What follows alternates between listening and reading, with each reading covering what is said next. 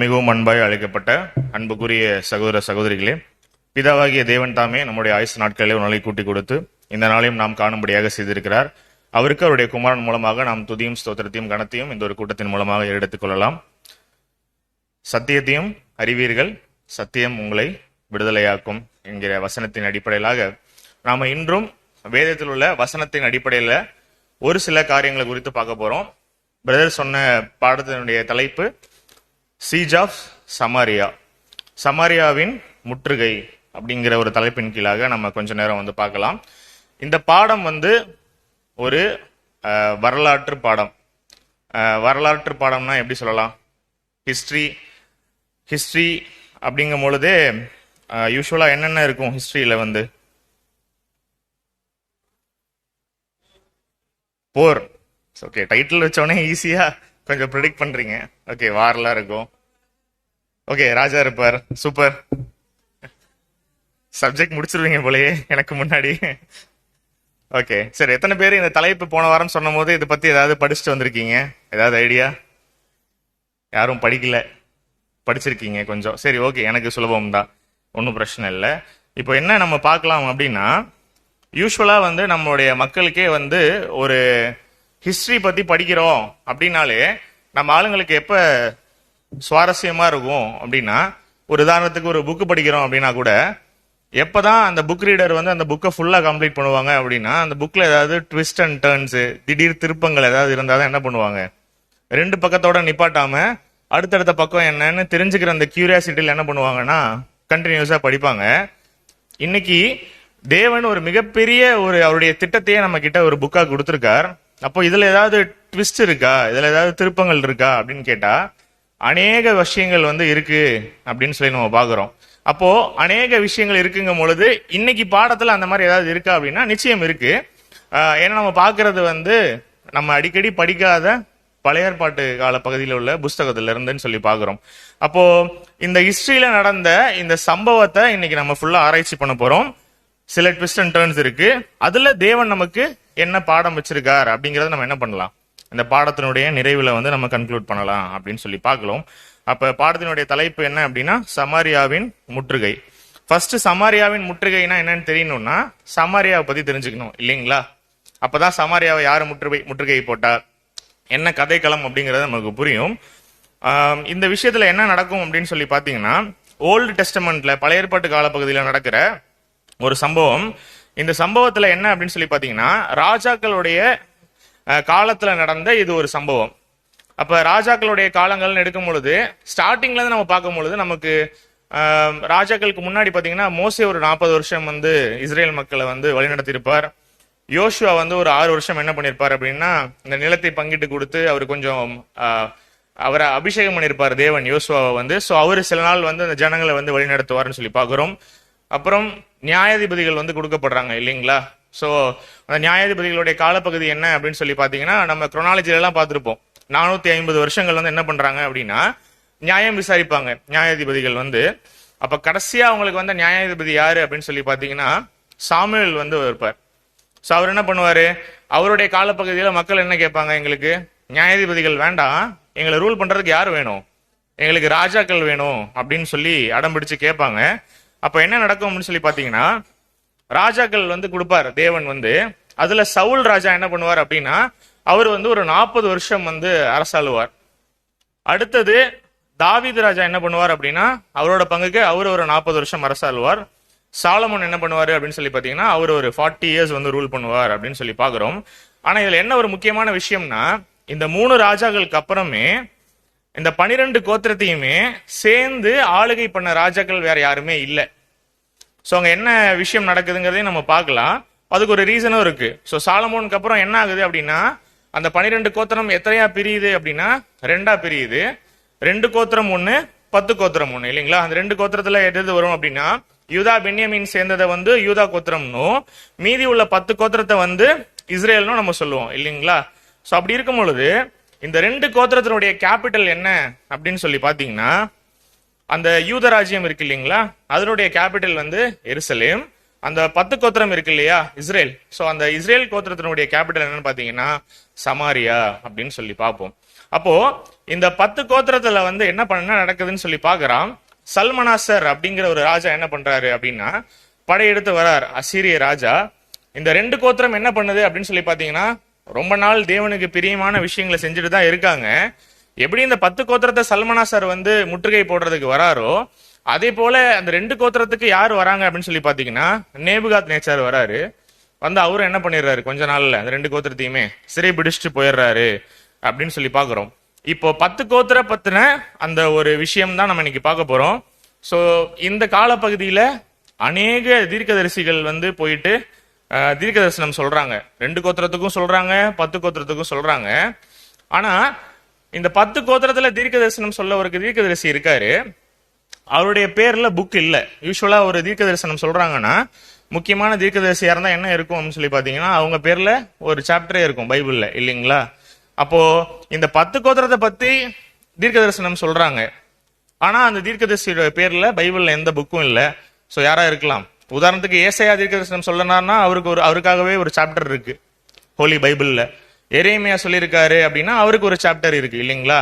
ஆனா இந்த 10 கோத்திரத்தை பத்தி ப்ராஃபசி சொன்ன ஏதோ ஒரு ப்ராஃபட்டோட பேர் என்ன இல்லை அப்படின்னு சொல்லி பாத்தீங்கன்னா பைபிள்ல புக்கா இல்ல அப்படின்னு சொல்லி பாக்குறோம். யாரா இருக்கக்கூடும் அந்த காலப்பகுதியில் இருக்கக்கூடிய ப்ராஃபட்ஸ்? க்ளூ தான் கொடுத்துட்டேன், அவங்க பேர்ல புக்கே இல்லை அப்படின்னு சொல்லிட்டு. ஸோ ஏதாவது ஐடியா இருக்கா? ஏதாவது கெஸ் இருக்கா? யாரா இருக்கும்? ஓகே, ஸோ நானே போட்டுறேன். ஸோ முக்கியமான 2 தீர்க்கதரிசிகளை பத்தி நம்ம பார்க்குறோம். யாரு அப்படின்னா எலியா மற்றும் எலிசா, இல்லைங்களா?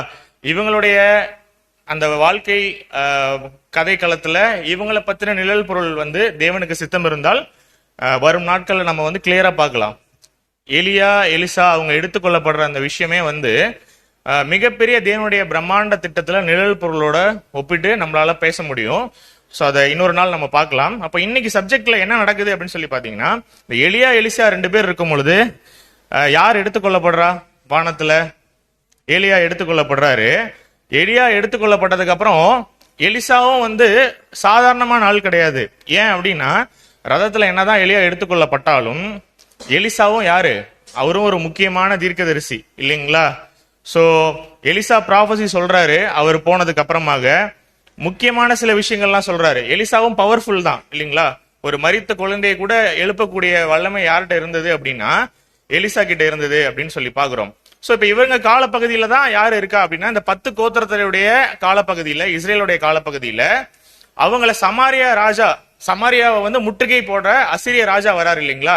அந்த காலப்பகுதியில யாரு தீர்க்கதரிசிகளா இருக்கா அப்படின்னு சொல்லி பாத்தீங்கன்னா எலியா மற்றும் எலிசா இருக்காங்க. அதுல எலிசா நம்மளுடைய இந்த கதை காலத்துல இன்வால்வ் ஆகுறாரு அப்படின்னு சொல்லி பாக்குறோம்.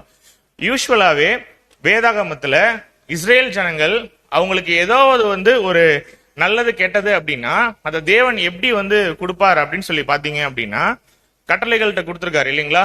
மோசே மூலமாக என்ன பண்ணிருக்காரு? பிரமாணங்கள் வந்து கொடுத்திருக்காரு. கொடுக்கும்போது என்ன சொல்லியிருப்பாரு மோசே கிட்ட? நீங்க என்ன செய்யலாம், நீங்க என்ன செய்யக்கூடாது, என்ன பண்ணா உங்களுக்கு என்ன பனிஷ்மெண்ட்ங்கிறதையும் சொல்லியிருப்பாரு. ஒரு விஷயமும் சொல்லியிருப்பாரு, என்னன்னா ஆசீர்வாதம் சொல்லியிருப்பாரு. நீங்க இந்த விஷயங்கள் எல்லாம் ஃபாலோ பண்ணீங்கன்னா உங்களுக்கு ஆசீர்வாதம். இதை எங்கெல்லாம் நம்ம வாசிக்கலாம் அப்படின்னா இன்னைக்கு நம்ம அந்த வசனத்தை படிக்க போறது இல்ல, வேணா நீங்க லேட்டர் நோட் பண்ணி வச்சுக்கோங்க. உபாகமம் 28ஆம் அதிகாரம் 1-13 உள்ள காலப்பகுதிகளில் பாத்தீங்கன்னா அந்த பிளெஸிங்ஸ் பத்தி சொல்லியிருப்பார். மோசே கொடுத்த கட்டளைகள்ல நீங்க இப்படிலாம் பிஹேவ் பண்ணீங்கன்னா இதெல்லாம் உங்களுக்கு ஆசீர்வாதமா தரேன். எப்படின்னா வசனங்களே இருக்கும் இல்லையா? உங்களை வாழாக்காமல் தலையாக்குவேன். இதெல்லாம் ஆக்சுவலி யாருக்கு சொன்ன வசனம்? இஸ்ரேல் ஜனங்களுக்கு சொன்ன வசனம். ஆனா நம்ம என்ன பண்றோம் இப்போ? அடிக்கடி அந்த வசனத்தை நம்ம பிளெஸிங்காக நம்ம யூஸ் பண்ணுவோம், இல்லைங்களா? அதே நேரத்துல உங்களுக்கு வந்து இந்த வருஷத்துல வந்து மும்மாரி மழை பெய்யும் அப்படின்னு சொல்லுவாரு. எதுக்கு அப்படின்னா நீங்க செய்யற அந்த குட் டீட்ஸ்க்காக உங்களுக்கு கிடைக்கக்கூடிய ஆசீர்வாதங்களை வந்து இந்த சாப்டர்ல சொல்லியிருப்பாரு. உபாகமம் 28:1-13 சொல்லியிருப்பாரு. அதே நேரத்துல நான் சொல்ற மாதிரி எல்லாம் நீங்க நடந்துக்கிட்டீங்க அப்படின்னா எந்த ராஜாவுமே உங்க மேல கை வைக்க மாட்டார். சோ நீங்க வந்து உங்களை யாருமே சரி பிடிச்சிட்டு போக முடியாது. இந்த மாதிரி ஆசீர்வாதமான விஷயங்களை சொல்லுவார். எப்ப நீங்க கீழ்ப்படைஞ்சு நடந்தா மட்டும். ஒருவேளை அவர் கொடுத்த கட்டளைகள் என்னவோ இருக்கு அப்படின்னா, ஒருவேளை என் வார்த்தையை நீங்க ஃபாலோ பண்ணல அப்படின்னா உங்களுக்கு என்ன இருக்கும்? சாபமும் இருக்கும். உதாரணத்துக்கு தேவனுக்கு பிடிக்காத ஒரு விஷயத்தை நீங்க பண்றீங்க அப்படின்னா நீங்க செஞ்ச அந்த பர்டிகுலரான அந்த காரியத்துக்கு என்ன பனிஷ்மெண்ட்ங்கிறதையும் எழுதியிருப்பார், சாபம் என்ன அப்படிங்கிறதையும். அதை எங்க வாசிக்கலாம் அப்படின்னா, அதுவும் உபாகமத்திலையும் இருக்கு, லேவியராகமத்திலையும் இருக்கு. 28ஆம் அதிகாரம் உபாகமம்ல 14ல இருந்து 28 வசனங்களுக்குள்ள இருக்கு. லேவியராகமம் எடுத்துக்கிட்டீங்க அப்படின்னா 26th சாப்டர்ல 14 to 28 இருக்கு. ஸோ இதெல்லாம் நம்ம வாசிக்கும் போது தெரிஞ்சுக்கலாம். அப்ப இன்னைக்கு நம்ம ஒரு கதை காலத்துக்குள்ள போயிடலாம், நம்ம சப்ஜெக்ட் குள்ள. இப்ப என்ன நடக்குது இந்த 10 கோத்திரத்துல? ராஜா வந்து என்ன பண்ணிருக்காரு? முற்றுகை போட்டாரு இல்லைங்களா? அப்ப முற்றுகை போட்டுட்டாங்க அப்படின்னாலே ஒரு விஷயம் நம்ம நல்லா புரிஞ்சுக்கணும். 10 கோத்திரத்தை முற்றுகையை போட்டாச்சு. வாசிக்கலாம் 2 ராஜாக்கள் 6ஆம் அதிகாரம் 24ஆம் வசனம். 2 ராஜாக்கள் 6ஆம் அதிகாரம் 24ஆம் வசனம். இதற்கு பின்பு சீரியாவின் ராஜாவாகிய பெனாதாத் தன் ராணுவத்தை எல்லாம் கூட்டிக் கொண்டு வந்து சமாரியாவை முற்றுகை போட்டான். ஓகே, அங்க பார்த்தோம் இல்லைங்களா, சல்மனாசர்ங்கிற ஒரு ராஜா வந்தாரு. ஸ்பிளிட் பண்றாங்க இல்லையா, 2 கோத்திரம் 10 கோத்திரமா மாறுது. நிறைய படையெடுப்பு நடக்கும். பழைய ஏற்பாட்டு காலப்பகுதியில் வாசிச்சீங்கன்னா அநேக ராஜாக்கள் வந்து என்ன பண்ணுவாங்க அப்படின்னா, படையெடுத்துட்டு போவாங்க. படையெடுத்துட்டு போகும்போது எப்படி போவாங்க அப்படின்னா, சில ரீசன்ஸ்க்காக தான் எப்போதுமே ஒரு வாரம் வந்து இனிஷியேட் பண்ணுவாங்க. என்ன ரீசன் இருக்கும்? ஒன்னு, ஒரு நாட்டுக்கு சண்டைக்கு போறோம் அப்படின்னா, ஒன்னு அந்த ராஜாவுடைய நமக்கு ஏதாவது சண்டையா இருக்கும், பிரச்சனையா இருக்கும் இந்த நாட்டில் உள்ள ராஜாவுக்கு. இல்லைன்னா என்னவா இருக்கும் அப்படின்னா, தன்னுடைய ராஜ்யத்தை விரிவுபடுத்துறதுக்காக சண்டைக்கு போவாங்க. ஒரு சின்ன பிளேஸ்ல இருப்பாரு, ஆனா நல்ல பவர்ஃபுல்லான ட்ரூப்ஸ் வச்சிருப்பாரு. என்ன பண்ணுவாரு? அவருடைய பவுண்டரியை எக்ஸ்பேண்ட் பண்ணணும் அப்படின்றதுக்காக பக்கத்துல இருக்க நாடுகளோட சண்டைக்கு போவாங்க. அப்போ இங்க என்ன பண்றாரு இந்த ராஜா வந்து அப்படின்னு சொல்லி பாத்தீங்கன்னா, வடக்குல இருந்து வந்து முற்றுகை போடுறாரு. எங்க நோக்கி வராரு அப்படின்னா, தெற்கு நோக்கி வராரு. அப்ப இந்த ராஜா வந்து எதுக்காக வந்து சண்டைக்கு வராரு? காரணமே இல்லையா? இந்த ராஜா வந்து அந்த 10 கோத்திரம் மேல படையெடுத்து வர்றதுக்கு காரணமே இல்லையா அந்த சீரிய ராஜா வர்றதுக்கு அப்படின்னு கேட்டீங்கன்னா, ரீசன் இருக்கு. அது எப்படி போடலாம் அப்படின்னு சொல்லி பாக்குறதுக்கு முன்னாடி அசிரியர்களுடைய பலம் என்ன அப்படிங்கறத பார்க்கலாம். இப்ப யூஸ்வலா அசிரிய நாட்டு ராஜாக்கள் வந்து ஒரு இடத்த போய் முற்றுகை போடுறாங்க அப்படின்னா, அவங்களுடைய அந்த வார் ஸ்டைல் எப்படி இருக்கும் அப்படின்னா, ஒரு தேசத்துக்கு போறாங்க, அங்க இருக்கக்கூடிய பொண்ணு வெள்ளி எல்லாத்தையுமே எடுத்துக்கிறாங்க. எடுத்துட்டு என்ன பண்ணிடுவாங்க அப்படின்னு சொல்லி பாத்தீங்கன்னா, அங்க இருக்கக்கூடிய ஜனங்களை வந்து கொண்டு போட்டுருவாங்க. கொண்டு போட்டு அடுத்து கிளம்புறாங்க இல்லையா, கிளம்பி அவங்களுக்குன்னு ஒரு நாடு, ஒரு பிளேஸ்ன்னு சொல்லிட்டு அங்க போயிட்டு தங்கிட்டு அதுக்கப்புறம் வாருக்கு வரமாட்டாங்க. அவங்களுடைய லைஃப் ஸ்டைலே எப்படிதான் இருக்கும்னா, வார் தான். போவாங்க, ஒரு நாட்டை அடிப்பாங்க, பொண்ணு வெள்ளி உடைமைகள் எல்லாத்தையும் எடுத்துட்டு அந்த மக்களை கொண்டு போட்டுட்டு அடுத்தவங்க பிரயாணப்பட்டு போற இடமே எப்படிதான் இருக்கும் அப்படின்னா, இன்னொரு நாடா இருக்கும். எதுக்காகனா சண்டைக்கு. எதனால அப்படின்னா, போற இடத்துல எல்லாமே அபகரிக்கிறாங்க இல்லைங்களா, அந்த பொண்ணு வெள்ளி பொருட்கள் எல்லாமே. சோ அதனால அவங்க எப்போதுமே எப்படி இருப்பாங்க அப்படின்னா, ரொம்ப பவர்ஃபுல்லா இருப்பாங்க அப்படின்னு சொல்லி பாக்குறோம். இந்த மாதிரி அவங்க மூவ் பண்ணும்போது அவங்க எதுக்காக முதல்ல எகிப்து மேல, இந்த இஸ்ரேலுக்கு மேல வராங்க அப்படின்றத பாத்திரலாம். இந்த சீரிய ராஜா வந்து என்ன பண்ணுவாங்க அப்படின்னா, யூஸ்வலா எகிப்தோட சண்டை போடணும். ஆனா மிடில் என்ன இருக்கும் அப்படின்னு சொல்லி பாத்தீங்கன்னா, இந்த கானான் தேசம் இருக்கும். அதனால இவங்க என்ன பண்ண முடியாது அப்படின்னா, எல்லா டைமும் எகிப்த போய் அடிக்கணும்னா எப்படி போனவங்க? த்ரூ கானான் மூலமா தான் போனோம். இப்ப குறுக்க நிக்கிறது யாரு? அந்த 10 கோத்திரம். இவங்களை அடிக்கணும் அப்படின்னா என்ன பண்ணணும்? எகிப்து அடிக்கணும்னா தாண்டி தாண்டி போகணும். அப்படிங்கறதுனால என்ன பண்ணுவாங்க அப்படின்னா, ஃபர்ஸ்ட் இவங்களுக்கு ஹிண்ட்ரன்ஸா இருக்கிறது யாரு? நடுவில் இருக்கக்கூடிய இந்த ஜனங்கள். இவங்களை என்ன பண்ணிடலாம் அப்படின்னா, இவங்களை முற்றுகை போட்டுடலாம் அப்படிங்கிற ஒரு பிளானுக்குள்ள வராங்க. சோ அந்த பெனாதாத் ராஜா என்ன பண்றாரு அப்படின்னு சொல்லி பாக்குறீங்கன்னா, முற்றுகை போடுறாரு. சோ போட்டுட்டு யூஸ்வலா ஒரு வார் நடக்குது அப்படின்னா என்ன பண்ணுவாங்க அப்படின்னா, எந்த நாட்டுக்கு அகென்ஸ்டா போய் சண்டை போட போறோமோ அந்த நாட்டை சுத்தி என்ன பண்ணுவாங்க அப்படின்னா, பாளையம் இறங்குவாங்க. ரொம்ப ரேண்டமாலாம் போய் அட்டாக் பண்ண முடியாது இல்லைங்களா. ஒட்டுமொத்த சேனையுமே கூட்டிட்டு போய் ஒரு கண்ட்ரியவே வந்து நம்ம கேப்சர் பண்ணணும் அப்படின்னா நடந்து வந்து அப்படி ரேண்டமாலாம் உள்ள போயிட முடியாது இல்லைங்களா. ஃபர்ஸ்ட் என்ன பண்ணுவாங்க, அவங்களுடைய பவுண்டரி லைனை சுத்தி இவங்களுடைய ட்ரூப்ஸை வந்து சரண்டர் பண்ணிடுவாங்க. சரண்டர் பண்ணும்போது என்ன ஆகும் அப்படின்னா, உள்ள இருந்து வெளியே எதுவும் வராது, வெளியில இருந்து உள்ளேயும் எதுவும் போகாது. எப்படின்னா, இவங்க இந்த கோட்டைகளை வந்து சீல் பண்ணிடுவாங்க. வெளியில நிக்கிற ராஜா என்ன, அவரோட வேலை என்ன? உள்ள போகணும் அப்படிங்கிறது வெளியில நிக்கிற ராஜாவோட டார்கெட். உள்ள இருக்கவங்களுக்கு என்ன மைண்ட் செட்டு? அவங்க கிட்ட தான் நம்மள பாதுகாத்துக்கணும் இல்லைங்களா. சோ இந்த அசீரிய ராஜா என்ன பண்றாரு அப்படின்னா, முற்றுகை போடுறாரு சுத்தி.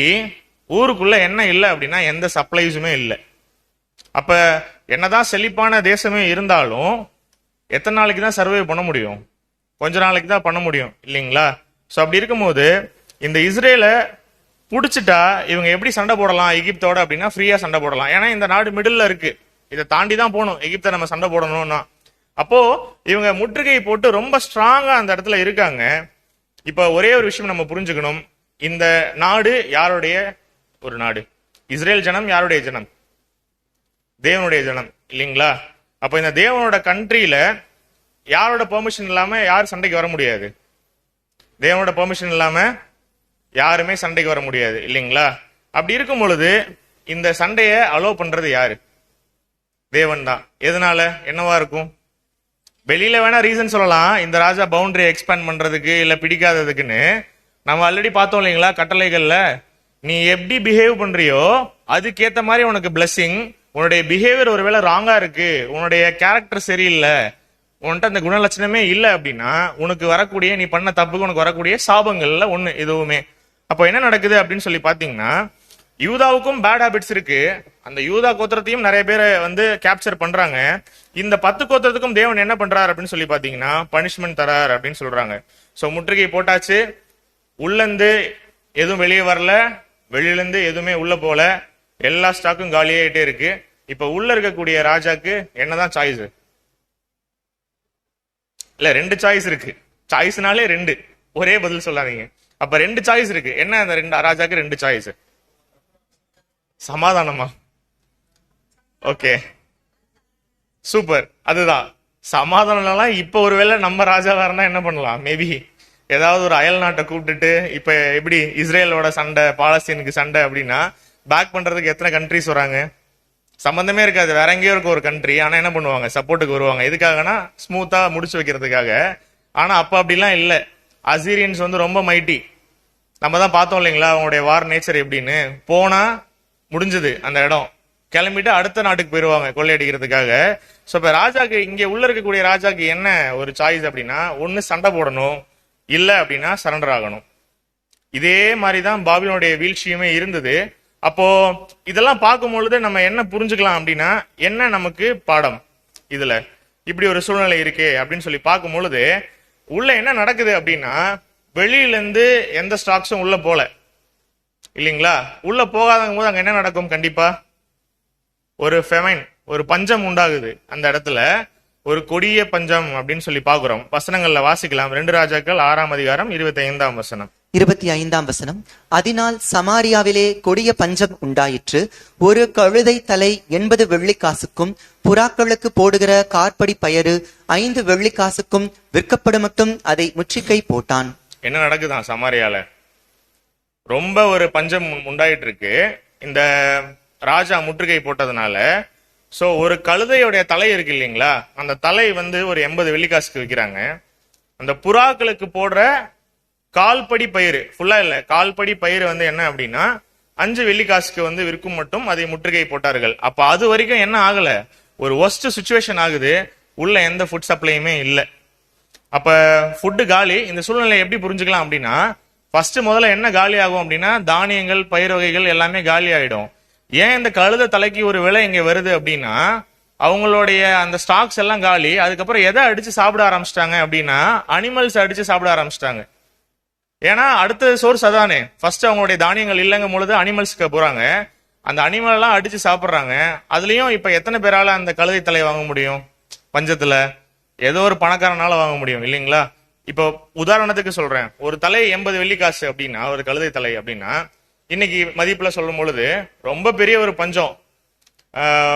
நமக்கு இந்த கோவிட் டைம்ல நமக்கு நல்லா ஞாபகம் இருக்குல்ல, லாக்டவுன்ல இருக்கும் போது நீங்க எந்த கிராசரி ஸ்டோர் போனாலும் அவங்க வைக்கிறதா ரேட் அந்த டைம்ல.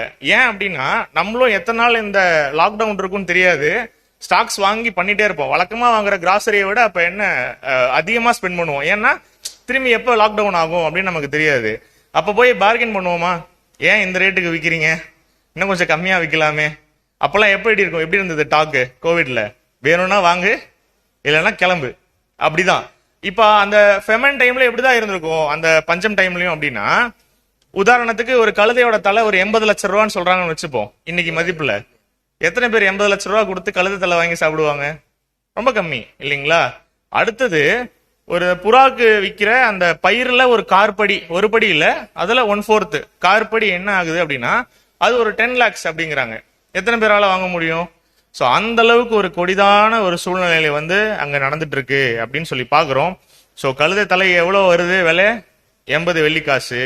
அந்த புறாக்கு போடுற கார்படி பயிர் என்ன ஒரு அமௌண்ட்க்கு வருது அப்படின்னா 5 வெள்ளிக்காசுக்கு வருது. இப்போ இப்பேற்பட்ட ஒரு கொடிய பஞ்சம் இருக்கும் பொழுது அங்க ஒரு சூழ்நிலை நடக்குது. என்ன அப்படின்னா, அங்க வந்து ராஜாவை நோக்கி ஒரு ஸ்திரீ வந்து போறாங்க. என்ன போறாங்க அப்படின்னு சொல்லி பாத்தீங்கன்னா, ரொம்ப பஞ்சமா இருக்கு, எனக்கு நீங்க என்ன பண்ணணும் அப்படின்னா எனக்கு நீங்க ஆசீர்வதிக்கணும் அப்படின்னு சொல்லி கேட்டுட்டு போறாங்க. இப்ப ராஜாவுடைய மென்டாலிட்டி எப்படி இருக்கும்? யூஸ்வலா அவங்களுடைய கண்ட்ரியில மிகப்பெரிய பஞ்சம் அப்படின்னா இப்ப யாருக்கு உச்சக்கட்ட பிரஷர் இருக்கும்? ராஜாக்கு இருக்கும் இல்லைங்களா?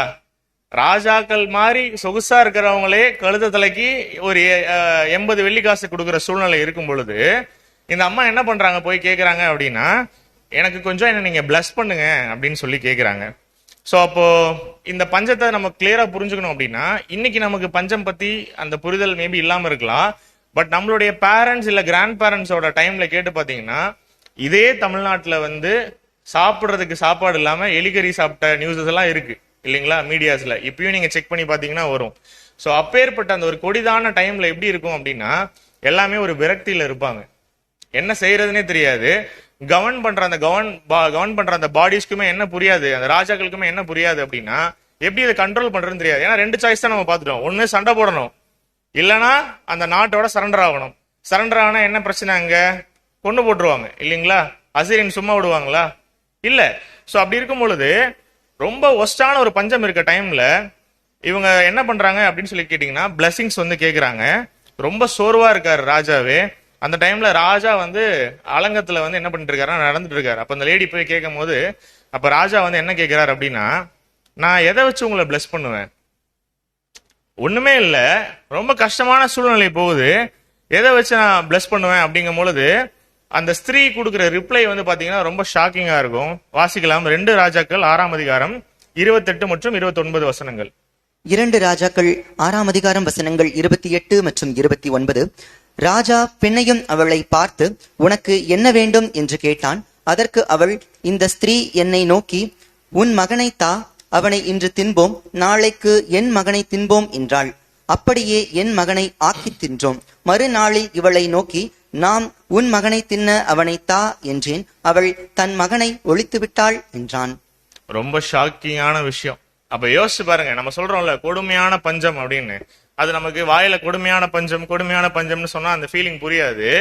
வசனம் எப்படி இருக்கு 2 ராஜாக்கள்ல அப்படின்னா, ராஜா கிட்ட போய் ஒரு லேடி வந்து முறையிடுறாங்க. முறையிடும் போது என்ன சொல்றாங்க, கூட இன்னொரு லேடியும் கூட்டிட்டு வராங்க. நாங்க என்ன பண்றோம், எங்களுக்கு ரொம்ப பசி ஆயிடுச்சு, எங்களுக்கு வேற சாய்ஸே இல்ல, இன்னைக்கு நாங்க யாரை கொல்ல போறோம், என்னோட குழந்தைய கொல்ல போறோம். சோ குழந்தை என்ன பண்ணலாம், கொண்டுறோம். இன்னைக்கு நான் என் குழந்தைய கொண்டுட்டு என்ன பண்ணிடலாம், நம்ம சாப்பிட்டுறலாம் ஷேர் பண்ணி. நாளைக்கு என்ன பண்ணலாம், உன்னோட குழந்தை என்ன பண்ணுங்க, கொடுங்க, அவங்களை என்ன பண்ணிடுறேன், கொண்டு சாப்பிட்டுறலான்னு. 2வது நாள் என்ன ஆயிடுது, அந்த லேடி வந்து குழந்தைய வந்து கொடுக்கல. அப்ப இவங்க ராஜா கிட்ட போய் வந்து முறையிடுறாங்க. இந்த மாதிரி நாங்க இது மாதிரி அக்ரிமெண்ட் போட்டோம் மியூச்சுவலா, இன்னைக்கு என் பையனை கொண்டுறலாம், நாளைக்கு உங்க பையனை கொடுங்க அப்படின்னு. ஆனா என்ன ஆயிடுச்சு அப்படின்னா, அந்த லேடி கொடுக்கல அப்படின்னு சொல்லி. ஆல்ரெடி ராஜா என்ன மைண்ட்ல இருக்காரு, செம்ம டென்ஷன்ல இருக்காரு இல்லைங்களா?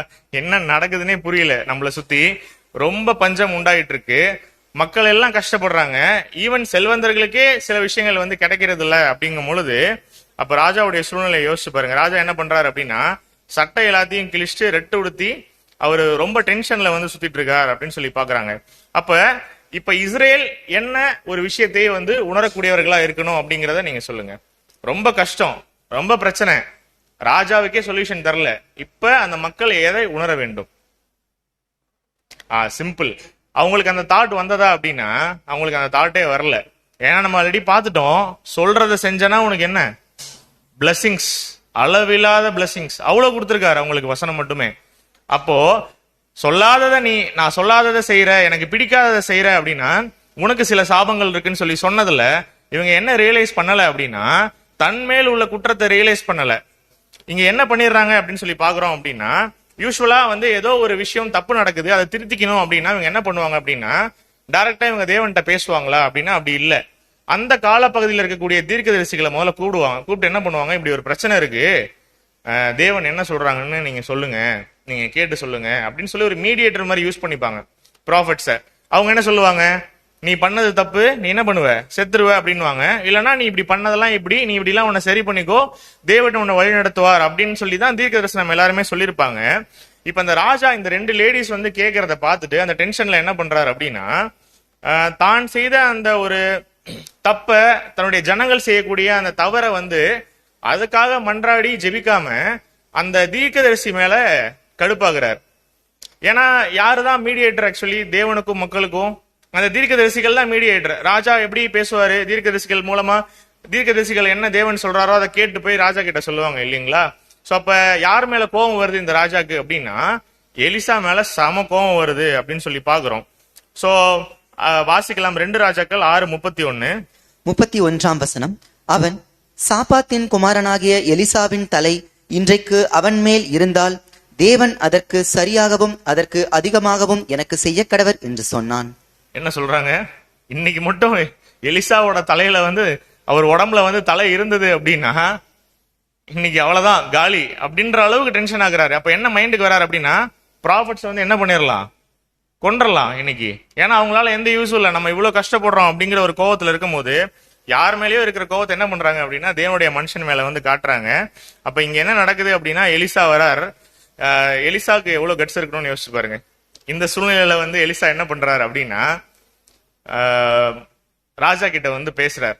ராஜா கிட்ட வந்து எப்படி பேசியிருப்பார்? ஒருவேளை நம்ம எலிசாவா இருந்தா எப்படி பேசியிருப்போம் இந்த சூழ்நிலையில? ராஜா கூப்பிட்டா போயிருப்போமா அங்க? இல்ல இல்ல. ஆனா எலிசா போறார், போல்டா ராஜா கிட்ட பேசுறதுக்காக போறார். போயிட்டு என்ன பேசுறாருன்னு சொல்லி வாசிக்கலாம். 2 ராஜாக்கள் 7ஆம் அதிகாரம் 1ஆம் வசனம். அப்பொழுது எலிசா, கர்த்தருடைய வார்த்தையை கேளுங்கள், நாளை இந்நேரத்தில் சமாரியாவின் வாசலிலே 1 மரக்கால் கோதுமை மா 1 சேக்கலுக்கும் 2 மரக்கால் வார்கோதுமை 1 சேக்கலுக்கும் விற்கப்படும் என்று கர்த்தர் சொல்லுகிறார் என்றான். இதுதான் ட்விஸ்ட். இது எப்படி சுத்தி இருக்கிற சூழ்நிலையை பாருங்க. ஆல்ரெடி ராஜா வந்து எப்படி இருக்காரு? செம்ம டென்ஷன்ல இருக்காரு. எலிசாவோட உடம்புல அந்த தலை இருக்கு அப்படின்னா அவ்வளவுதான், தலை அவர் உடம்புல இருந்து போயிடணும் அப்படிங்கிற டென்ஷன்ல இருக்கும்போது எலிசா என்ன பண்றாரு? கர்த்தருடைய வார்த்தையை கேளுங்கள், நாளை இந்நேரத்தில் சமாரியாவின் வாசலிலே 1 மரக்கால் கோதுமை மா 1 சேக்கலுக்கும். ஒரு மரக்கால்னா எப்படி புரிஞ்சுக்கலாம்னா ஒரு கூடை நிறைய இருக்கக்கூடிய கோதுமை வந்து 1 சேக்கலுக்குன்னா ஒரு 1 ரூபாய்ன்னு வச்சுக்கோங்க. எக்ஸாம்பிள்ஸ்க்கு தான். சேக்கலுக்குலாம் தனி மீனிங் இருக்கு. மரக்கால்னா நம்ம அதுக்கு உண்டான ஒரு வேல்யூ இருக்கு. சோ அப்படி இருக்கும் பொழுது 2 மரக்கால் வார்கோதுமை. வார்கோதுமைனா என்ன? பார்லி இல்லைங்களா? கோதுமை வீட்டுக்கும் அந்த பார்லியும் எப்படி இருக்கும் அப்படின்னு சொல்லி பாத்தீங்கன்னா அடுத்த நாள் நீங்க வாசல்ல பார்க்கும் பொழுது சமானுடைய வாசல்ல 1 சேக்கலுக்கு வந்து விற்கப்படும் என்று கர்த்தர் சொல்லுகிறார் என்றான். இதுதான் அவர் சொன்னது. 1 மரக்கால் கோதுமை மா வந்து 1 சேக்கலும் 2 மரக்கால் வார்கோதுமை அது எவ்வளவு கிடைக்கும் அப்படின்னா 2மே ஒவ்வொரு சேக்கலுக்கு கிடைக்கும் அப்படின்னு சொல்லி சொல்றாரு. அப்ப யோசிச்சு பாருங்க, கழுத தலை ஒரு 80 lakhs வருது. புறாக்கு போடுற கார்படி பயிரோட ரேட் என்ன அப்படின்னா 5 வெள்ளிக்காசு இல்லைங்களா? நம்ம உதாரணத்துக்கு நம்ம எப்படி பார்த்தோம், ஒரு 10 lakhs வச்சுக்கோங்க. 80 lakhs அது இது 10 lakhs வச்சுக்கோங்க ஒரு எக்ஸாம்பிளுக்கு. அப்படி இருக்கும் பொழுது இந்த ப்ராஃபசி இவர் வந்து சொல்றாரு ராஜா முன்னாடி. எவ்வளவு கட்ஸ் இருக்கணும் எலிசாக்கு? இப்ப ராஜாவுடைய மென்டாலிட்டி எப்படி இருக்கும்? நம்ம ராஜாவா இருந்தா என்ன பண்ணுவோம்? எலிசாவை நானே செத்தாலும் பரவாயில்ல என்ன பண்ணுவேன் முதல்ல? ஆல்ரெடி சொன்னதுதான், அதுல இருந்து மாறவே மாட்டோம் இல்லைங்களா? ஆனா போல்டா சொல்றாரு. இவர் சொல்லிட்டாரு, எப்படி இது நடக்குமா? எதுவும் பாசிபிலிட்டிஸ் இருக்கா? நடக்கும். ஏன் சொன்னது யாரு? தேவன். தேவன் ஒரு விஷயம் சொன்னா என்ன பண்ணுவாரு? நிச்சயம் செய்வார். இதுல யாரும் மாத்திக்க மாட்டீங்களே உங்க பேச்ச. அதுல பிலீவ் பண்றீங்க 100% இல்லையா? சோ கடைசியில இதே கேள்வி கேட்பேன். அப்ப என்ன சொல்லணும்? தேவன் சொன்னார்னா செய்வாருங்கிற அந்த வசனத்தை நீங்க சொல்லணும் கரெக்டா? அப்போ இதே மாதிரி ஒரு விஷயம் நடக்குது. ஆனா அங்கேயும் ஒருத்தர் இருக்காரு. எல்லா இடத்துலயும் இந்த மாதிரி ஒரு கேரக்டர் நம்ம பார்க்க முடியும். வாசிக்கலாம் 2 ராஜாக்கள் 7:2. 2ஆம் வசனம். அப்பொழுது ராஜாவுக்கு கைலாகு கொடுக்கிற பிரதானி ஒருவன் தேவனுடைய மனுஷனுக்கு பிரதியுத்தரமாக, இதோ கர்த்தர் வானத்திலே மதகுகளை உண்டாக்கினாலும் இப்படி நடக்குமா என்றான். அதற்கு அவன், உன்னுடைய கண்களினாலே அதை காண்பாய், ஆனாலும் அதிலே சாப்பிட மாட்டாய் என்றான். இவரோட தலைக்கே த்ரெட் இருக்கு. போய் போல்டா என்ன பண்றாரு அப்படின்னா, நாளைக்கு பாருங்க எல்லாமே சீப்பா கிடைக்கும் அப்படிங்கிறாரு. அதுலயும் கூட்டத்துல ஒருத்தர் என்ன பண்றாரு? ராஜாவுக்கு வந்து கைலாகு கொடுக்கிற பிரதானம் என்ன பண்றாரு? தேவனுடைய மனுஷனை எதிர்த்து என்ன கேட்கிறாரு அப்படின்னா, இப்படிலாம் நடக்குமா? வானத்தை பொழந்துட்டு கொட்டினாதான் இதெல்லாம் நடக்கும். அப்ப கூட என்ன நடக்காது? வானத்தை பொழந்துட்டு கொட்டினா கூட இப்ப இருக்க பஞ்சத்தை பார்க்கும் போது இதெல்லாம் நடக்காது அப்படிங்கிறாரு. ஊர்ல எல்லாம் பாத்திருக்கீங்களா? இந்த ஜோசியம் சொல்றவங்க வந்து, நீ வந்து இந்த கூட்டத்துல இருந்து நவுந்து போனா நீ செத்துருவ அப்படின்னு தெரியுமா?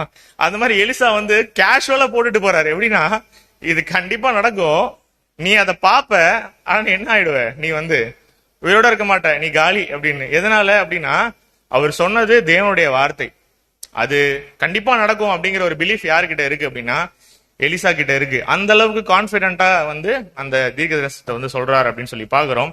அப்படி இருக்கும் பொழுது என்ன நடக்குது அப்படின்னு சொல்லி பாத்தீங்கன்னா 2 ராஜாக்கள் 7:3 வாசிச்சிடலாம். இன்னொரு இன்சிடென்ட் இந்த பேரலா இது நடந்துட்டு இருக்கும் போதே அதே சமாரியாக்கு வெளியில இன்னொரு இன்சிடென்ட் நடக்குது, அதையும் பாத்திரலாம். 3ஆம் வசனம். குஷ்டரோகிகளான 4 பேர் ஒலிமுக வாசலில் இருந்தார்கள்.